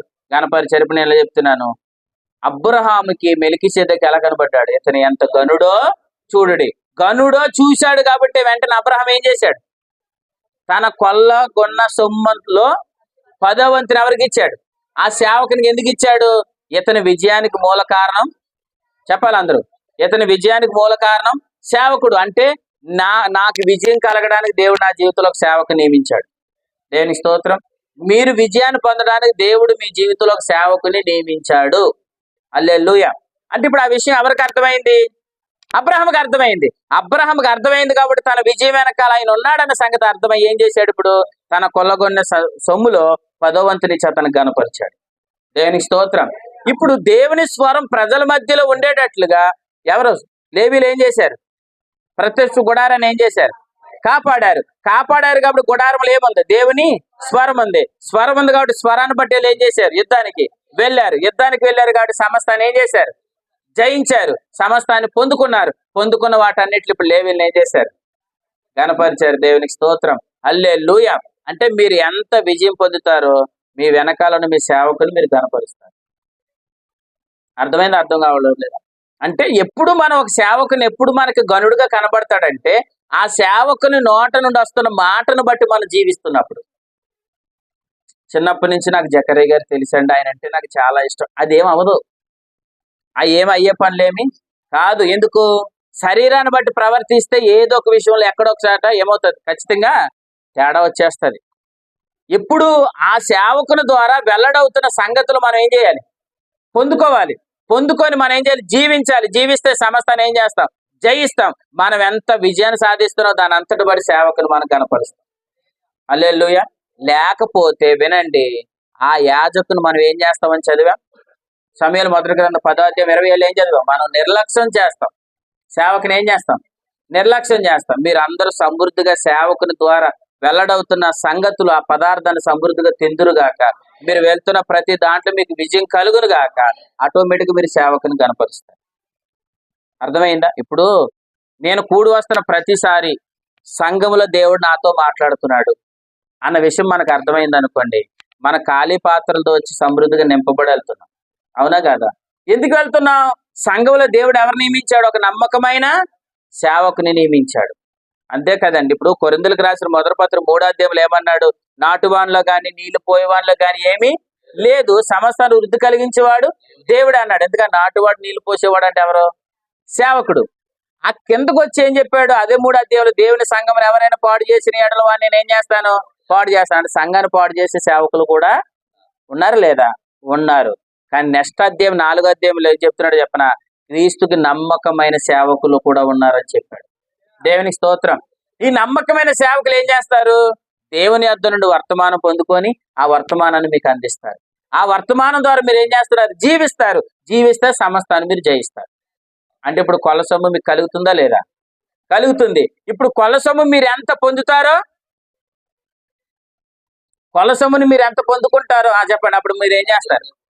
నేను ఎలా అంటున్నాను? అంతగా మీరు మీ యొక్క సేవకుని లేదా యాజకుని, మీకున్న దేవుడు నియమించిన ఆ లేవీని మీరు గణపరుస్తారు. దేవునికి స్తోత్రం. అటువంటి కృప మీకు అర్థమవును గాక. అందుకే లేవీని ఏం చేయమన్నాడు చూడండి. ద్వితీయోపదేశ కాండం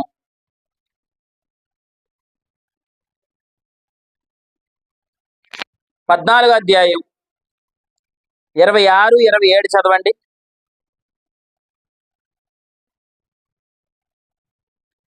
ద్వితీయోపదేశ కాండం 26, 27. ఎద్దులకేమి, గొర్రెలకేమి, ద్రాక్షారసమునకేమి, మద్యమునకేమి. అమ్మా ఎక్కడ ఏది ఉన్నది? ద్వితీయోపదేశ కాండం 14వ అధ్యాయం 26, 27. ఇక్కడి నుంచి చదువుతున్నాను చూడండి. నీవును నీ ఇంటి వారును నీ ఇంట నుండు లేవీలను మీరు సంతోషపరచాలి. దేవునికి స్తోత్రం. లేవీలను ఏం చేయాలి? ఎందుకు సంతోషపరచాలి? ఇంటికి ఆడపిల్ల ఏడితే జైకరం కాదంటారు కదా, అలాగే వినండి. నేను చెప్తున్నాను, అది ఏమంటారు నాకు తెలియదు, కానీ సేవకుని గురించి అయితే మాత్రం ఇలా రాయబడింది. మీ పైన ఉన్న నాయకుడు లేదా సేవకుడు అతడు దుఃఖముతో పని చేసిన ఎడల చెప్పండి మీకేమి ప్రయోజనం అని అడిగాడు. అతను దుఃఖముతో పని చేసిన ఎడల మీకేమి ప్రయోజనం? అతను ఆనందముతో పని చేసిన ఎడల మీకు ప్రయోజనం కలుగుతుంది అన్నాడు. దేవునికి స్తోత్రం. అంటే నేను చెప్తున్నాను, ఒక సేవకుడు మనల్ని బట్టి ఆనందిస్తే మనం ఆశీర్వదించబడతాం. చూపించిన మాట ఇక్కడ ఒకసారి అలా చేయబట్టండి. ఒక్కసారి ఎబ్రీలకు రాసిన పత్రిక రండి.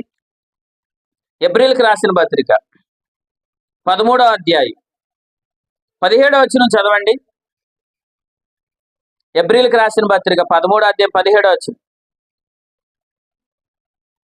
13వ అధ్యాయం 17వ వచనం. మీ పైన నాయకులు ఉన్నవారు లెక్క ఒప్పచెప్పవలసిన వారి వలె మీ ఆత్మలను ఏం చేస్తున్నారు? అది మీ సేవకుడు కాయుచున్నారు. ఎవరు వారంటే ఎవరు? అది సేవకుడు దుఃఖముతో మిమ్మల్ని కాసిన ఎడల మీకు నిష్ప్రయోజనం. మీకేంటి? నిష్ప్రయోజనం కనుక దుఃఖముతో కాక ఆనందముతో చేయనట్లు అతనిని మీరు సంతోషపరచండి అని అన్నాడు. సంతోషపరచండి అన్న మాట ఎక్కడ చదివాం? ద్వితీయోపదేశ కాండంలో చదివాం. రండి, ద్వితీయోపదేశ కాండం 14వ అధ్యాయంలో ఏం చదివాం? నీవును నీ ఇంటి వారును నీ ఇంట నుండి లేవీని ఏం చేయండి? సంతోషపరచండి, లేవీలను విడవకూడదు అని అన్నాడు. అంటే వారిని ఏం చేసుకోకండి, మర్చిపోకండి.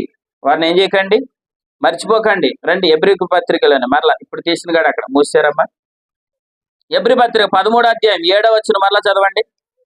17 కాదు 7 చదవండి. ఈసారి 1 తీసేసి 7 చదవండి. మీకు దేవుని వాక్యము అదండి, మీకు దేవుని వాక్యాన్ని బోధిస్తున్నాడు మీ సేవకుడు. బోధించి మీ పైన నాయకులు ఉన్న వారిని జ్ఞాపకం చేసుకోండి అని అన్నాడు. దేవుని స్తోత్రం. ద్వితీయోపదేశ కాండంలో ఏమన్నాడు? వారిని సంతోషపరచండి అన్నాడు. తర్వాత ఏమన్నాడు? విడవకండి అని అన్నాడు. ఇక్కడ ఏం చెప్తున్నాడు అంటే వారిని మీరు జ్ఞాపకం చేసుకోండి. ప్రభు స్తోత్రం. వారు దుఃఖముతో ఆ పని చేసిన ఎడల మీకు ప్రయోజనం ఉందన్నాడా లేదన్నాడా? నిష్ప్రయోజనం. దేవుడు ఏం చేశాడు? ఒక సేవకుని నియమించుకున్నాడు. అపోస్తలుల కార్యం 3వ అధ్యాయం అంటాడు లేపాడు. ప్రభు ఏం చేశాడు? లేపాడు. ఎందుకు లేపాడు? నేను చెప్తున్నాను, నీ కొరకు దేవుడు ఒక సేవకుని నియమించాడు. ఆ సేవకుని ద్వారా వెల్లడవుతున్న సంగతులు ఏం చేసుకుంటున్నావు? పొందుకుంటున్నావు, ఆనందిస్తున్నావు, జీవిస్తున్నావు. మనం జయిస్తున్నప్పుడు ఖచ్చితంగా ఆ సేవకుని మనం గణపరచాలి. ఆ సేవకుని ద్వారా వెల్లడవుతున్న సంగతులు మనం ఎంత పొందుకుంటున్నామో చెప్పండి. దానిని బట్టి మనం ఆ సేవకుని ఏం చేయాలి? గణపరచాలి. ఎప్పుడు గణపరుస్తాం? ఆ సేవకుని ద్వారా వస్తున్న సంగతులు మనం పొందుకుంటున్నప్పుడు, మనం జీవిస్తున్నప్పుడు. ఇప్పుడు ఆ వ్యక్తి మనకి ఎలా కనబడతాడు? అది దేవుని స్తోత్రం, ఎంత గనుడో! ఇప్పుడు ఆ వ్యక్తిని గనుడుగా కనబడతాడు. గనుడుగా కనబడితే వినండి, ఆటోమేటిక్గా మీ మాట తీరు కూడా మారిపోద్ది. ఆ వ్యక్తి ఎడల మీరు నడుచుకునే విధానం కూడా మారిపోద్ది. అప్పుడు మీరు ఎవరిని? నేను సేవకుని, నన్ను మీరు ఒరే అనకూడదు, నేను సేవకుని, నన్ను ఎలా పిలవకూడదని ఎవరు చెప్పవలసిన పనేం లేదు. ఎందుకు? మీరు ఆ సేవకుని ద్వారా, ఆ సేవకునికున్న నడిపింపు, ఆ సేవకునికున్న వాక్శక్తి మీరు ఎప్పుడైతే గుర్తిస్తున్నారో, ఆటోమేటిక్గా మీకు తెలియకుండానే ఆ వ్యక్తి మీద మీకు గౌరవం పెరుగుతుంది. అంతే కదా, ఆ వ్యక్తిని మీకు తెలియకుండానే మీరు కనపరుస్తారు. ఒక మాట చెప్తున్నాను, ఆ రోజు నుంచి మీరు ఆ సేవకుని గురించి మీరు ఆలోచిస్తారు. పౌలు గారు ఎలా అంటారు? నేను ఏ స్థలంలో నిలబడినాను, దేవుడు నాకు వాక్శక్తి అనుగ్రహించేటట్లుగా నా నిమిత్తం మీరు ఏం చేయండి? ప్రార్థన చేయండి అన్నాడు. అప్పుడు నీకు తెలియకుండానే సేవకుని కొరకు భారం కలిగి ప్రార్థన చేసే అనుభూతులకు వస్తాం. దేవునికి స్తోత్రం. కనీసం నేను ఒక రోజైనా, లేదంటే వారానికి ఒక రోజైనా, నేను ఏ సంఘం ద్వారా అయితే పోషించబడుతున్నానో, ఏ సేవకుని ద్వారా అయితే నేను పోషించబడుతున్నానో, ఆ సేవకుని కొరకు ప్రతిరోజు నేను ప్రార్థనలో జ్ఞాపకం చేసుకుంటున్నానండి అన్నవాళ్ళు దేవునికి స్తోత్రం. ఒకవేళ ఆ అనుభవం లేకపోతే త్వరలో మీకు దేవుడు కలిగించిన కాక. అర్థమైందా? ఎందుకంటే ఈ సేవకుడు, ఈ సంఘము ద్వారా, ఈ సేవకుని ద్వారా నేను పోషించబడుతున్నానన్న విషయం మీకు అర్థమైతే, ప్రభువా నా సేవకుడు ఎక్కడ నిలబడినా నా సేవకుని వాక్శక్తిని దయచేయి. నా సేవకుడు ఎక్కడ నిలబడుతున్నా నా సేవకుని ద్వారా వాక్యం వెల్లడవ్వాలి, ప్రజలకు క్షేమం కలగాలి, సంఘం క్షేమాభివృద్ధి చెందాలి. నా సేవకుని వాడుకో ప్రభా అని ఆటోమేటిక్గా నీకు ఆ సేవకుని మీద గౌరవం పెరుగుతుంది. అంతేకాదు, ఆ సేవకుడు ఎంతో గనుడుగా చూస్తాం. అంతేకాదు, ఆ సేవకుని కొరకు మనం ప్రార్థన చేస్తాం. ఆ అనుభవంలో దేవుడు మిమ్మల్ని అందరినీ నడిపించును గాక. అర్థమైందా? ఈ సంఘము ద్వారా మీరు పోషించబడుతున్నారు కనుక సంఘానికి మీరు అందరూ కృతజ్ఞత కలిగి నడుచుకోండి. సంఘానికి వస్తున్న ప్రతిసారి ప్రభు నాతో మాట్లాడుతున్నాడు అన్నవాళ్ళు దేవుని స్తోత్రం చెప్పండి. ప్రభు మీతో మాట్లాడితే వినండి. ఒకటి నేను చెప్తున్నాను, ప్రభు సందేశాన్ని బట్టి మీరు వట్టి చేతులతో దేవుని మందిరానికి రాకండి. ఇదేటండి ఇలా చెప్తున్నాడండి అని కాదు, ప్రభు ఇచ్చిన తలంపై చెప్పాను. రండి చూపిస్తాను, రండి ఆ మాట. ద్వితీయోపదేశకాండం. హల్లెలూయా, ప్రభు స్తోత్రం. తీగానే తప్పని వచ్చింది. ద్వితీయోపదేశకాండం 16వ అధ్యాయం 17వ వచనం చూడండి. ద్వితీయోపదేశకాండం 16వ అధ్యాయం 17వ వచనం చదవమ్మా. వారు వట్టి చేతులతో యెహోవా సన్నిధిని, అబ్బా ఏం చెప్పాడు చూడండి. వట్టి చేతులతో దేవుని సన్నిధిని కనబడక నీ దేవుడైన యెహోవా నీకు అనుగ్రహించిన, నేను ఎలా చెప్తున్నాను, నీకు అనుగ్రహిస్తున్న వర్తమాన వాక్యాలు చెప్పునా. నువ్వు దేవుని సన్నిధిలో ఎంత పొందుకుంటున్నావో, ఎన్ని సంగతులు నేర్చుకుంటున్నావో, ఆ మంచి పదార్థాన్ని నువ్వు ఎంత అనుభవిస్తున్నావో దాని అంతటి చెప్పున ప్రతి వాడును తన శక్తి కొలది దేవునికి మందిరానికి ఏం చేయాలి మనం? ప్రభు స్తోత్రం. ఆ కృప మీకు దేవుడు అనుగ్రహించిన గాక. అంటే దేవుని సంగతులు మనం పొందుకుంటున్న వాటి విషయంలో మీరు అందరూ కృతజ్ఞత కలిగి నడుచుకుంటారు. ఎందుకు? ఆత్మ సంబంధమైనవి ఏమవుతున్నాయి? విత్తబడుతున్నానండి. ఆత్మ సంబంధమైనవి విత్తబడుతున్నప్పుడు ఖచ్చితంగా మన శరీర సంబంధమైన వాటి విషయంలో, సంఘ విషయంలో మనం ఇన్వాల్వ్ అవ్వాలి. ఆ మాట పౌలు గారు చెప్పారు. రండి, ఎక్కడుంది ఆ మాట? కొరింథీయులకు రాసిన మొదటి పత్రిక 9వ అధ్యాయం. కొరింథీయులకు రాసిన మొదటి పత్రిక 9వ అధ్యాయం. కొరింథీయులకు రాసిన మొదటి పత్రిక 9వ అధ్యాయం 11వ వచనం చూడండి. మీ కొరకు ఆత్మ సంబంధమైనవి ఎవరు విత్తుతున్నారు? చెల్లి బాగా చెప్పావమ్మా. సేవకుడు విత్తుతుండగా మీ వలన, అంటే ఎవరు? సంఘమా. మీ వలన శరీర సంబంధమైన ఫలములు కోసుకొనడం గొప్ప కార్యమా? అవును, గొప్ప కార్యమే, దేవుని స్తోత్రం. అంటే ఇప్పుడు సేవకుడు ఏం చేస్తున్నాడు? ఆత్మ సంబంధమైన వాటిని విత్తుతున్నాడు. ఇప్పుడు సంఘం ఏం చేస్తున్నారు? ఆత్మ సంబంధమైన వాటిని అన్నిటిని భుజిస్తున్నప్పుడు శరీర సంబంధమైన ఫలములను ఏం చేయాలి? ఇప్పుడు ఏం చేయాలి? శరీర సంబంధమైన ఫలములు కోసుకునేటట్లుగా మీరు ఉండాలి. ప్రభు స్తోత్రం. అంటే అర్థం ఏంటంటే, ఈ వ్యక్తి ద్వారా నేను పోషించబడుతున్నాను, ఈ వ్యక్తి ద్వారా ఆత్మ సంబంధమైన సంగతులు నేను నేర్చుకుంటున్నానన్న సంగతి మీకు అర్థమైతే ఆత్మ సంబంధమైన వాటి మీరు పొందుకుంటున్నారు కాబట్టి ఆటోమేటిక్గా శరీర సంబంధమైన వాటి విషయంలో కూడా మీరు నమ్మకంగా ఉంటారు. అర్థమైంది? ఎప్పుడు? మీరు సంగతులు మొదట మీరు ఏం చేయాలి? సంగతులు మీరు మొదట నేర్చుకోవాలి, మీరు వినాలి, మీరు తినాలి. మీరు ఎంత పొందుకుంటారో చెప్పండి, మీరు అంత విజయం చూస్తారు, మీరు అంత జీవిస్తారు. జీవిస్తే సమస్తాన్ని మీరు జయిస్తారు. మీరు ఎంత జయిస్తారు? ఆ కొల్ల సొమ్ములోనే దేవుని సేవకుందో మీరు గణపరుస్తారు. అబ్బా ప్రభు స్తోత్రం. అలవర్చబడిన వారు అబ్రహాము దగ్గర ఎంతమంది ఉన్నారు? 318 మంది. ఎవరు? అలవర్చబడిన వారు. ఈ అలవర్చబడిన వారు ఎవరు?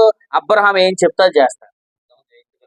యుద్ధానికి వెళ్దామని అన్నాడు అబ్రహాం గారు. ఇప్పుడు 318 మంది ఏమన్నారు? నేను ముసలుడు అయ్యా, నీతో అత్త మేము అయిపోతాను అనలేదు.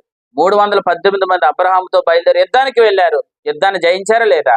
నేను చెప్తున్నాను, మీరు సంఘం ద్వారా పోషించబడితే, సేవకుని ద్వారా వెల్లడవుతున్న ఆత్మ సంబంధమైన సంగతులు మీరు పొందుకుంటే మీరు బలంగా ఉంటారు. ఉండడమే కాదు, మీరు ఏం చెప్పినా అది చేస్తారు. పోయిన వాక్యాన్ని మీకు ఇలా చెప్తున్నాను వినండి. సంఘము ద్వారా మీరు పోషించబడితే వాడలో ఉన్న ఆహార పదార్థాలు తిన్న పావురం ఎలా ఉంది? ఇప్పుడు వాడలో ఉన్న ఆహార పదార్థాలు తిన్న పావురం ఎలా ఉంది? అది దేవునికి స్తోత్రం. బాధ్యతగా ఉంది. అప్పుడు మీరు కూడా ఎలా ఉంటారు? బాధ్యతగానే ఉంటారు. ఎంత తింటే చెప్పండి అంత బాధ్యతగా ఉంటారు. నేను ఎలా చెప్తున్నాను, సంఘము ద్వారా ఏ పనైనా సరే చెప్పిన దానికంటే ఎక్కువ చేయగలుగుతారు. ఈ రోజు ఈ కార్యక్రమం ఉంది, నిన్ను పిలవక్కర్లేదు, నీకు తెలియకుండానే ఆ పనికి నువ్వు వస్తావు. రేపు ఈ కార్యక్రమం ఉంది, మనకు ఆటోమేటిక్గా సంగతులు పొందుకున్న కొద్దికి మనకు సంఘం పట్ల భారం అనేది కలుగుతుంది. సంఘం పట్ల మనకు భారం అనేది పెరుగుతుంది. మీకు మాట చెప్పనా, ఎవరైనా సంఘానికి రాకపోతే సేవకునికే కాదు, ఆటోమేటిక్ మీకు కూడా భారం పెరిగిపోతుంది. ఈ రోజు ప్రభు మాట్లాడుతున్నాడు, పలానా సహోదరుడు రాలేదు, పలానా సహోదరి రాలేదని మీకు కూడా ఏం పెరుగుతుంది? భారం పెరుగుతుంది. నాకు ఆ భారం కలుగుతుందనో దేవుని స్తోత్రం చెప్పండి. అదే మీకు ప్రభు ఆత్మ ఇచ్చే భారం. దేవుని స్తోత్రం. అంటే సంఘము కొరకు మన ప్రయాసపడే అనుభవంలోనికి వస్తాం. ఒక మాటలో చెప్తున్నాను, బాధ్యత లేని కాకి వలె ఉండో, బాధ్యత కలిగిన పావురం వలె ఉంటాం. దేవునికి స్తోత్రం. కాబట్టి ఆత్మ సంబంధమైన వాటిని ఏం చేయండి? ఆత్మ సంబంధమైన వాటిని సేవకుల ద్వారా వెల్లడవుతున్నప్పుడు ఏం చేయండి? తినండి. మీరు ఎంత తింటే చెప్పండి అంత మీరు ఫలిస్తారు. మీరు ఎంత ఫలిస్తారో ఆ ఫలములో భాగాన్ని దేవుని సేవకునికి ఇచ్చి గణపరుస్తారు. హల్లెలూయా. కానీ కొందరు ఎలాగా చేస్తున్నారు చూడండి. గలతీయులకు రాసిన పత్రిక, చివరిగా ఈ మాట చెప్పి నేను ముగిస్తున్నాను. గలతీయులకు రాసిన పత్రిక 6వ అధ్యాయం. గలతీయులకు రాసిన పత్రిక 6వ అధ్యాయం 6వ వచనం చదవండి. 6వ అధ్యాయం 6వ వచనం. వాక్యోపదేశం పొందువాడు. వాక్యోపదేశం పొందువాడు అంటే ఎవరు? మీరు మాట్లాడకనే కొద్ది నిమిషాలు. వాక్యోపదేశం పొందువాడు అంటే ఎవరు? విశ్వాసులు. దేవుని స్తోత్రం, బాగా చెప్పారు. తర్వాత ఉపదేశించు వానికి అంటే ఎవరు? సేవకునిగా. మంచి పదార్థములన్నిటిలో భాగ్యం ఇవ్వవలెను. దేవునికి స్తోత్రం. ఏం చేయాలట? భాగ్యం ఇవ్వవలెను. తర్వాత మోసపోకడి. అదేంటండి, ఇవ్వలేని మనిషికి కదా దేవుడు ఎందుకు మోసపోతున్నాడు? దేవుడు వెక్కిరింపబడడు. మోసపోకడి, దేవుడు వెక్కిరింపబడాడు. అక్కడ మరి దేవుడు ప్రస్తావన ఎందుకు వచ్చిందండి?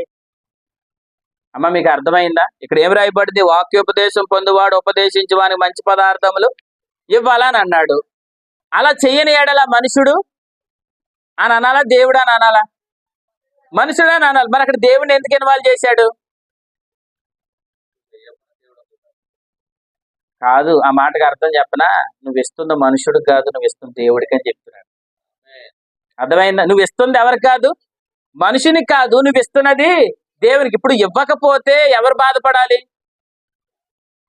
ఇవ్వకపోతే ఎవరు బాధపడాలి? సేవకుడు మనుష్యుడు బాధపడాలి. కానీ అక్కడ మనుషుడు కోసం లేదు, ఎవరి గురించి ఉంది? దేవుడు వెక్కిరింపబడడు అని అన్నాడు. అంటే మనం ఇచ్చేది ఎవరికి కాదు? మనుషునికి కాదు, మనం ఇచ్చేది ఎవరికి? దేవునికి. దేవునికి స్తోత్రం.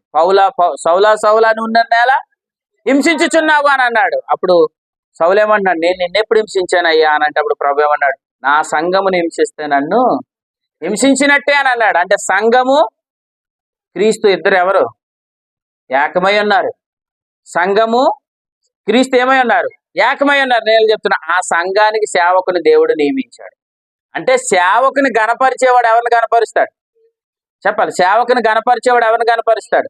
దేవుని గణపరుస్తాడు. నేను చెప్తున్నాను, ఆ సేవకుని ద్వారా మీరు పొందుకుంటున్నప్పుడు ప్రతి దాంట్లో భాగాన్ని ఏం చేయమన్నాడు? వాక్యోపదేశం పొందువాడు ఉపదేశించి వానికి మంచి పదార్థాల భాగము ఇవ్వవలెను. ఇప్పుడు 8వ వచనం చూడనా. దేవుడు వెక్కిరింపబడు, మనిషి ఏం విత్తునో ఆ పంటనే కోయును. 8వ వచనం, ఏలయనగా తన శరీరేచ్ఛను బట్టి విత్తువాడు తన శరీరము నుండి క్షయమయ్యే పంటను కోసుకుంటాడు. ఆత్మను బట్టి విత్తువాడు ఆత్మ నుండి నిత్య జీవం అనే పంట కోసుకుంటాడు. ఇంతకు శరీరాన్ని బట్టి విత్తడం అంటే అర్థం ఏంటి అనుకుంటున్నారు? నేను చెప్తున్నాను వినండి. శరీరాన్ని బట్టి విత్తడం అంటే అర్థం ఏంటంటే నేనేదో దేవునికి ఇచ్చేయాలి, నేనేదో దేవునికి ఇచ్చేయాలి. అది శరీరాన్ని బట్టి శరీరాన్ని బట్టి విత్తడం అది కాదు. మనం ఎలా చేయాలంటే ఆత్మను బట్టి విత్తాలంటే అర్థం ఏంటి? దేవుడు సేవకుని ఆత్మపరం ఎంత వాడుకుంటున్నాడో దేవుడు వాడుకున్నాడు కాబట్టి ఆ సేవకుని మనకి ఏం కలుగుతున్నాయి? ఆత్మ సంబంధమైన సంగతులు. ఆ సంగతులు మనం ఎంత తీసుకుంటున్నామో, ఎంత తింటున్నామో, ఎంత భుజిస్తున్నామో దాన్ని బట్టి మనం సేవకునికి ఇవ్వాలి. దేవునికి స్తోత్రం. నేను ఇస్తే దేవుడు ఆశీర్వదిస్తాడు కాదు.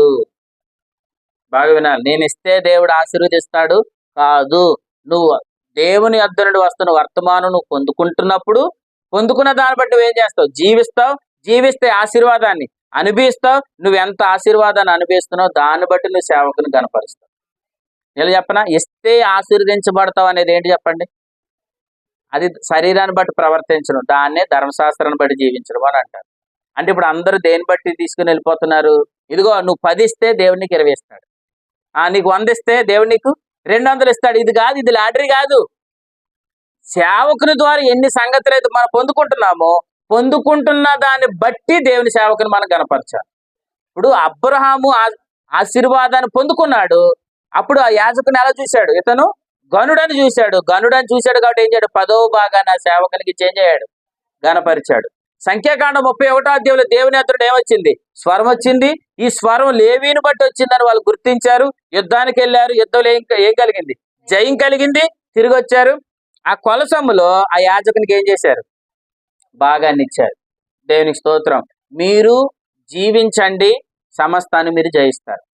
మీరు ఎంత జయిస్తున్నారో, ఎంత నెమ్మదిని అనుభవిస్తున్నారో అంతగా దేవుని పరిచర్యకు మీరు ఇవ్వగలుగుతారు. దేవుని స్తోత్రం. అంతేగా నేను ఇస్తే దేవుడు ఆశీర్వదిస్తాడు, అది దాంట్లో నుంచి బయటకు వచ్చుదురుగాక. అర్థమైంది? ఇస్తే దేవుడు ఆశీర్వదిస్తాడు కాదు, అది ధర్మశాస్త్రం. అర్థమైందా? కానీ ఇప్పుడు ప్రభు మనకి ఏం చెప్తున్నాడంటే నువ్వు ఆత్మ సంబంధమైన సంగతులు ఎంత పొందుకుంటున్నావో దాన్ని బట్టి నువ్వు నీ సేవకుని ఏం చేయాలి? గణపరచాలి. లేవీని ఏం చేయండి అన్నాడు? సంతోషపరచండి అని అన్నాడు. లేవీని ఏం చేయండి? సంతోషపరచండి. ఆ బాధ్యత ప్రభు ఎవరికి ఇచ్చాడు? సంఘానికి ఇచ్చాడా లేదా? కాబట్టి అతను దుఃఖముతో ఆ పని చేసిన ఎడల మనకి ఏం ప్రయోజనం? అంటే ప్రయోజనం ఉందానా లేదనా? లేదు. కాబట్టి మీ పైన ఉన్న నాయకులు దుఃఖంతో పని చేయకుందురుగాక, వారు ఆనందంతో పని చేయుదురుగాక. వారు ఆనందంతో పని చేస్తే వినండి, మీరు ఆశీర్వదించబడతారు. ప్రభు స్తోత్రం. ఆనందంతో పని చేస్తే మీరు ఏమవుతారు? ఆశీర్వదించబడతారు. ఇప్పుడు అబ్రహాము మెల్కీసెదెకు ఏం చేశాడు? గనుడిగా ఎంచాడా? 10వ వంతుని ఇచ్చాడా? ఎన్నో అధ్యాయం ఇది? ఎక్కడ చదివాం? ఆదికాండం 14వ అధ్యాయంలో చదివాం. ఆదికాండం 24వ అధ్యాయంలో అబ్రహామును దేవుడు అన్ని విషయాల్లో ఆశీర్వదించాడు. హల్లెలూయా. అతను పొలములోను, పశువుల్లోను, గొర్రెలోను, సమస్త విషయంలో, ప్రతి విషయంలో అబ్రహామును దేవుడు అన్ని విషయాలలో ఆశీర్వదించాడు. ఇచ్చిన తర్వాత ఆశీర్వదించాడా? ఇస్తే ఆశీర్వదించాడా? ఇచ్చిన తర్వాత ఆశీర్వదించాడా? అర్థం లేదని చెప్పింది. మళ్ళీ చెప్తున్నా వినండి. ముందు దేవుడు అబ్రహాముని ఎప్పుడు ఆశీర్వదించాడు? ఆదికాండం 12వ అధ్యాయంలో. అది ఎవరు గుర్తించారు? అబ్రహాం గుర్తించాడు. గుర్తించిన అబ్రహాం 14వ అధ్యాయంలో మెల్కీసెదెకు ఏం చేశాడు? 10వ వంతుని ఇచ్చాడా? అంటే ముందు ఆశీర్వాదాన్ని అనుభవించాడు, తర్వాత ఏం చేశాడు? 10వ వంతుని ఇచ్చాడు. ఇచ్చిన తర్వాత దేవుడు వదిలేశాడా? మరలా 24వ అధ్యాయంలో అబ్రహాముని అన్ని విషయాలు ఆశీర్వదించాడు. దేవుని స్తోత్రం. మీరు ఆయన యొద్ద నుండి సమస్తాన్ని మీరు పొందుకోండి. మీరు ఎంత పొందుకుంటున్నారో వినండి, అంతగా మీరు సేవకుని ఏం చేస్తారు? గణపరుస్తారు. మీరు సేవకునికి ఇస్తుంటే ఎవరికి ఇచ్చినట్టు? దేవునికి ఇస్తున్నట్టు. దేవుడు మిమ్మల్ని మరలా గణపరుస్తాడు. అర్థమైంది? నన్ను గణపరిచి వారిని గణపరుస్తానన్నాడు. ఇప్పుడు ఆయన గణపరచడం అంటే అర్థమైంది, సేవకుని గణపరచడమే దేవుని గణపరచడం. అర్థమైందా? కొంతమంది దేవుడు ఇష్టమవుతాడు కానీ ఎవరు ఇష్టం అవడం? సేవకుడు ఇష్టం అవడం. అలా మీకు ఎవరికి అటువంటి ఆలోచన రాకుండా గాక. ఎందుకంటే ఆ కాలంలో ఉన్న శాస్త్రులు పరిచయాలు ఏమన్నారు? మాకు దేవుడు అంటే ఇష్టం కానీ నువ్వంటే మాకు ఇష్టం లేదన్నారు. ఎవరిని? యేసు ప్రభుని. నిజానికి వాస్తవం దేవుడు అంటే ఇష్టమైతే ఎవరు ఇష్టం అవ్వాలి? ప్రభు కూడా ఇష్టం అవ్వాలి. ఎందుకు? ఆయన కుమారుడే మన ప్రభు అయిన యేసుక్రీస్తు. ఆయన ఇష్టం అంటే కానీ ఎవరు ఇష్టం కాదు? యేసు ప్రభు అంటే ఇష్టం కాదంట. అటువంటి ఆలోచన మీకు ఎవరికి రాకుండా కాక దేవుని గణపరిస్తే సేవకుని గణపరిచినట్టు, సేవకుని గణపరిస్తే దేవుని గణపరిచినట్టు. అతను ఎంత గనుడో చూడుడి. చూశాడా లేదా? ఎవరు చూశారు? అబ్రహాము చూశాడు. కాబట్టి ఏం చేశాడు? కొల్లగొట్టిన సొమ్ము అంతటోలు ఏం చేశాడు? 10వ వంతుని ఇచ్చాడు. చివరికి ఒక మాట చెప్పనా? చూడండి, ఎబ్రిల్కి రాసిన పత్రిక 7వ అధ్యాయం చివరిగా ఇదొక్క విషయమే. ఎబ్రిల్కి రాసిన పత్రిక 7వ అధ్యాయం. శరీరాన్ని బట్టి విత్తడం ఉందా లేదమ్మా? ఆత్మను బట్టి విత్తడం ఉంది కదా. ఇప్పుడు శరీరాన్ని బట్టి విత్తేవారిది, ఆత్మను బట్టి విత్తేవారి అనుభవం గురించి ఒక మాట ప్రభు చెప్పమంటున్నాడు. చెప్తున్నాను రండి. 6వ వచనం చదవండి. 7వ అధ్యాయం 6వ వచనం. సంబంధించిన వంశావళి లేనివాడు. 5వ వచనం. 5వ వచనం. పోల్ 4 నుంచి చదవండి. ఇతను ఎంత గనుడో చూడుడి. మూల పురుషుడైన అబ్రహాము అతను కొల్లగొన్న శ్రేష్టమైన వస్తువుల 10వ వంతును. అంటే ఇప్పుడు అబ్రహాం ఏం చేశాడు? ఇచ్చాడానండి? ఇచ్చాడు. తర్వాత లైన్ చదవండి. యాజకత్వం పొందువారు తమ సహోదరులు అబ్రహాము గర్భవాసము నుండి పుట్టినను ధర్మశాస్త్రం చెప్పిన వారి యొద్ద అనగా ప్రజల యొద్ద 10వ వంతును పుచ్చుకొనుటకు ఆది పూర్వం యాజకుల ఆజ్ఞ పొంది ఉన్నారు. ఇప్పుడు 6వ వచనం చదవండి.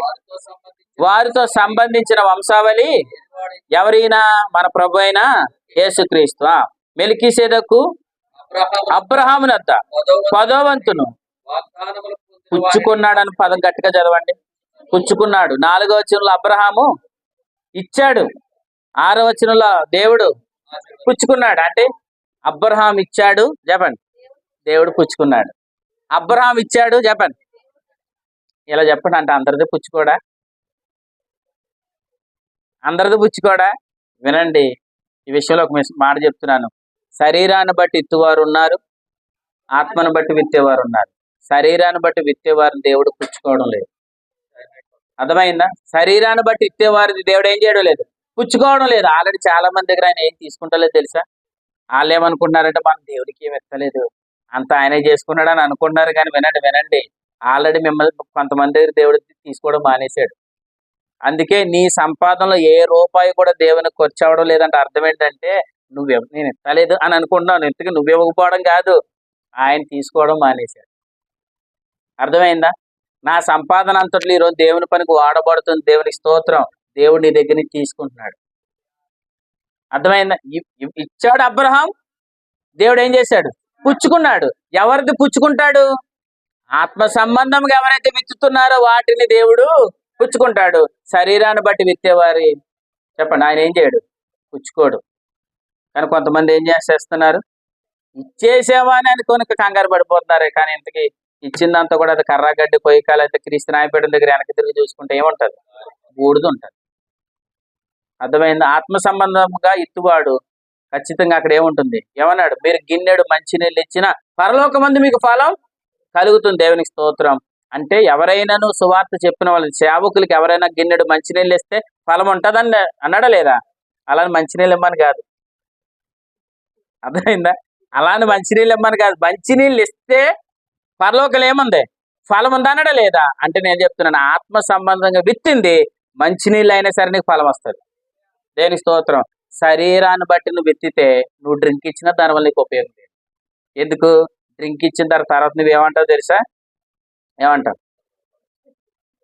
నేను కాబట్టి డ్రింక్ ఇచ్చాను. జ్యోతి చెల్లి దగ్గరికి వెళ్ళినప్పుడు ఏ రోజు కూడా డ్రింక్ ఇవ్వలేదు. నేను కాబట్టి ఏం చేశాను? డ్రింక్ ఇచ్చాను. అమాస్కు అట్టెట్టానా, కొన్నానికి బూరెట్టాను. నేను కాబట్టి చేపలు పంపించాను. నేను కాబట్టి అని ఇప్పుడు మనం ఏం చేసేస్తాం? ఆ వ్యక్తిని తక్కువ చేసేస్తాం. అలా లేరనుకుంటున్నారా? ఉన్నారా లేదా? చాలా మంది ఉన్నారండి అటువంటి వాళ్ళు. నేను ఒక్కొక్కరిని చూశాను. నేను కాబట్టి మేకమాసం తలకే పంపించాను అంతో కాబట్టి. ఏం పంపించాను? మేకమాసం తలకే పంపించాను. నిజంగా వాళ్ళు శరీరాన్ని బట్టి విత్తారు కాబట్టి దేవుడు ఈరోజు నీ వాక్యం నుంచి వారిని దూరంగా పక్కన పెట్టాడు. ఆత్మను బట్టి విత్తే వారిని దేవుడు ఏం చేస్తాడు? వాక్యానికి ఇంకా దగ్గరగా చేరిస్తాడు. మీరు అందరూ ఆత్మను బట్టి విత్తేవారు ఉందురుగాక, సేవకుని మీరు ఎంత సంతోషపరుస్తారో, సేవకుని ఎంత గణపరుస్తారో దేవుడు మీ కుటుంబాలను కూడా అంత ఆశీర్వదిస్తారు. సేవకుల్ని చేర్చుకుంది రాహాబు. సేవకులు ఏం చేసింది? చేర్చుకుంది. తన ఇంటి అంతటికి ఆశీర్వాదం కలిగింది. ఇల్లంతా రక్షించబడ్డారు లేదా? ఇల్లంతా రక్షించబడ్డారు. సారేపతి విధవరాలు ఒక సేవకుని ఇంటికి చేర్చుకుంది. ఆ కరువులో అన్ని ఇంటిలో కరువు ఉంది, కానీ సారేపతి విధవరాలు ఇంట్లో కరువు అనేదే లేదు. దేవుని స్తోత్రం. అబ్రహాము తన ఇంటికి వచ్చిన సేవకులు ఏం చేశాడు?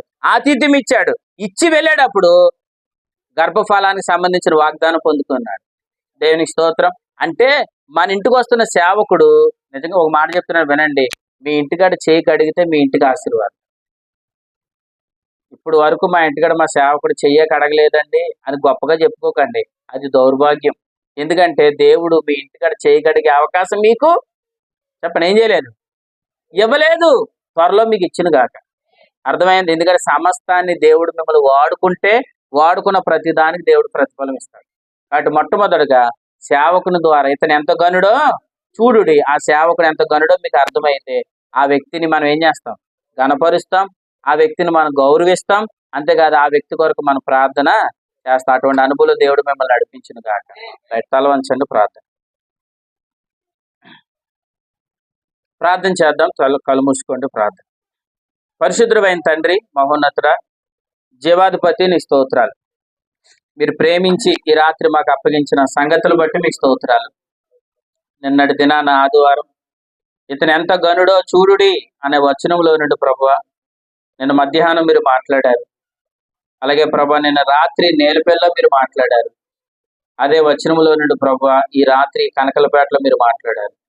మేము నమ్ముతున్నాం ఆయన ఎంత గనుడో మేము స్పష్టముగా చూచుదుము గాక. ఈ రాత్రి నాయన మీరు ఏదైతే మాట్లాడారో ప్రతి మాట మా అందరి హృదయాల్లో స్థిరపరచబడును గాక. మా కొరకు ఒక సేవకు నియమించాం, మేము నమ్ముతున్నాం ప్రభువా. నాయన మేము సమస్త విషయంలో జయం పొందడం కొరకే ఒక సేవకుని మాకు నియమించావు. ఆ సేవకుని ద్వారా మేము పోషించబడుతున్నాం. నాయన సమస్తము మా పైన మీరు ఎవరినైతే నియమించారో వారు దుఃఖముతో పని చేయకుండా నాయన వారు సంతోషంతో పని చేసేటట్లుగా వారిని మీరు జ్ఞాపకం చేసుకోండి అని చెప్పావు. నాయన ప్రభా వారిని మేము ఎప్పుడు కూడా గుర్తుపెట్టుకుంటూ వారి కష్టాన్ని గుర్తించి వారి ప్రయాసను గుర్తించి నాయన లేవీలను మీరు విడిచిపెట్టద్దు, వారికి దూరంగా ఉండొద్దు అని మీరు చెప్పారు. అబ్రహాముకి నాయన మెల్కీసేదకు యాజకుడు ఎంత గనుడో అర్థమైంది కనుకనే ప్రభా మెల్కీసేదకు అని యాజకుని ఆ సేవకుని మెల్కీసేదకుని అబ్రహాము గణపరిచాడని ఆయన మీ లేఖనాలను మాతో మాట్లాడారు. ప్రభా నాడు ఇశ్రాయేలు ప్రజలు నాయన లేవీలు మందిరాన్ని కాపాడుతున్నప్పుడు నాయన మీ స్వరం పొందుకొని వారు యుద్ధానికి వెళ్ళినప్పుడు ఎలా వారు జయించారో, జయించిన కొలసొమ్మును ఎలా లేవీలకి ఇవ్వండి అని మీరు చెప్పారో ఆ సందర్భంలో నుండి కూడా మీరు మాతో మాట్లాడారు. అవును ప్రభా నాయన ఆత్మ సంబంధమైన విత్తుతున్నప్పుడు శరీర సంబంధమైన వాటిని కూడా ప్రభా నేను మేమందరూ పాలిభాగస్తులు అయ్యేవారుగా ఉండుటకు మీరు కృప దయచేయండి. అబ్రహాం ఇచ్చాడని చెప్పారు, మీరు పుచ్చుకున్నారని కూడా రాయించారు ప్రభా. ఈ రోజు చాలా మంది నాయన శరీరాన్ని బట్టి విత్తుతున్నారు, ఆత్మను బట్టి విత్తేవారుగా నీ పిల్లలందరూ తయారవుదురుగాక. అబ్రహాము దగ్గర ఉన్న 318 మంది అలవర్చబడిన సైనికులు పనివారి వలె నీ పిల్లలు నాయన సిద్ధపడుదురుగాక, సంఘం కొరకు ప్రయాస పడుదురుగాక.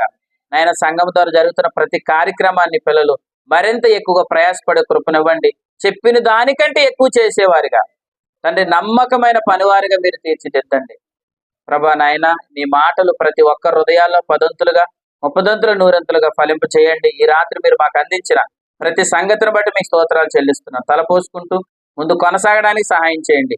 ఈ కనకలపేటలో ఉన్న నాయన మీ సంఘాన్ని మీరు ప్రేమిస్తున్నారు నాయన తండ్రి. అనేక దినాలుగా ఇక్కడ నిలబడిన ప్రతిసారి ఆయన నూతన తలంపులు ఇచ్చి మాతో మీరు మాట్లాడుతూ మమ్మల్ని బలపరుస్తున్నందుకు మీకు స్తోత్రాలు చెల్లిస్తూ ఈ రాత్రి మీరు అప్పగించిన సంగతులు బట్టి కూడా మీకు స్తోత్రాలు చెల్లిస్తూ మా రక్షకుడును మీ ప్రియ కుమారుడైన యేసు క్రీస్తు ప్రభుల వారి పేరట స్తుతిస్తూ క్రీస్తునామ సమర్పించి వేడుకొని కూడుకను ముగిస్తున్నాం పరమ తండ్రి.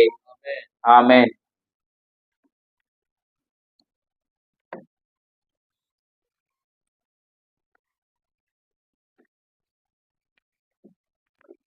ఇంతవరకు వాక్యాన్ని అందించేవాడు దైవ సేవకులు ప్రసాద్ గారికి దేవుని పెట్టారు వందనాలంటూ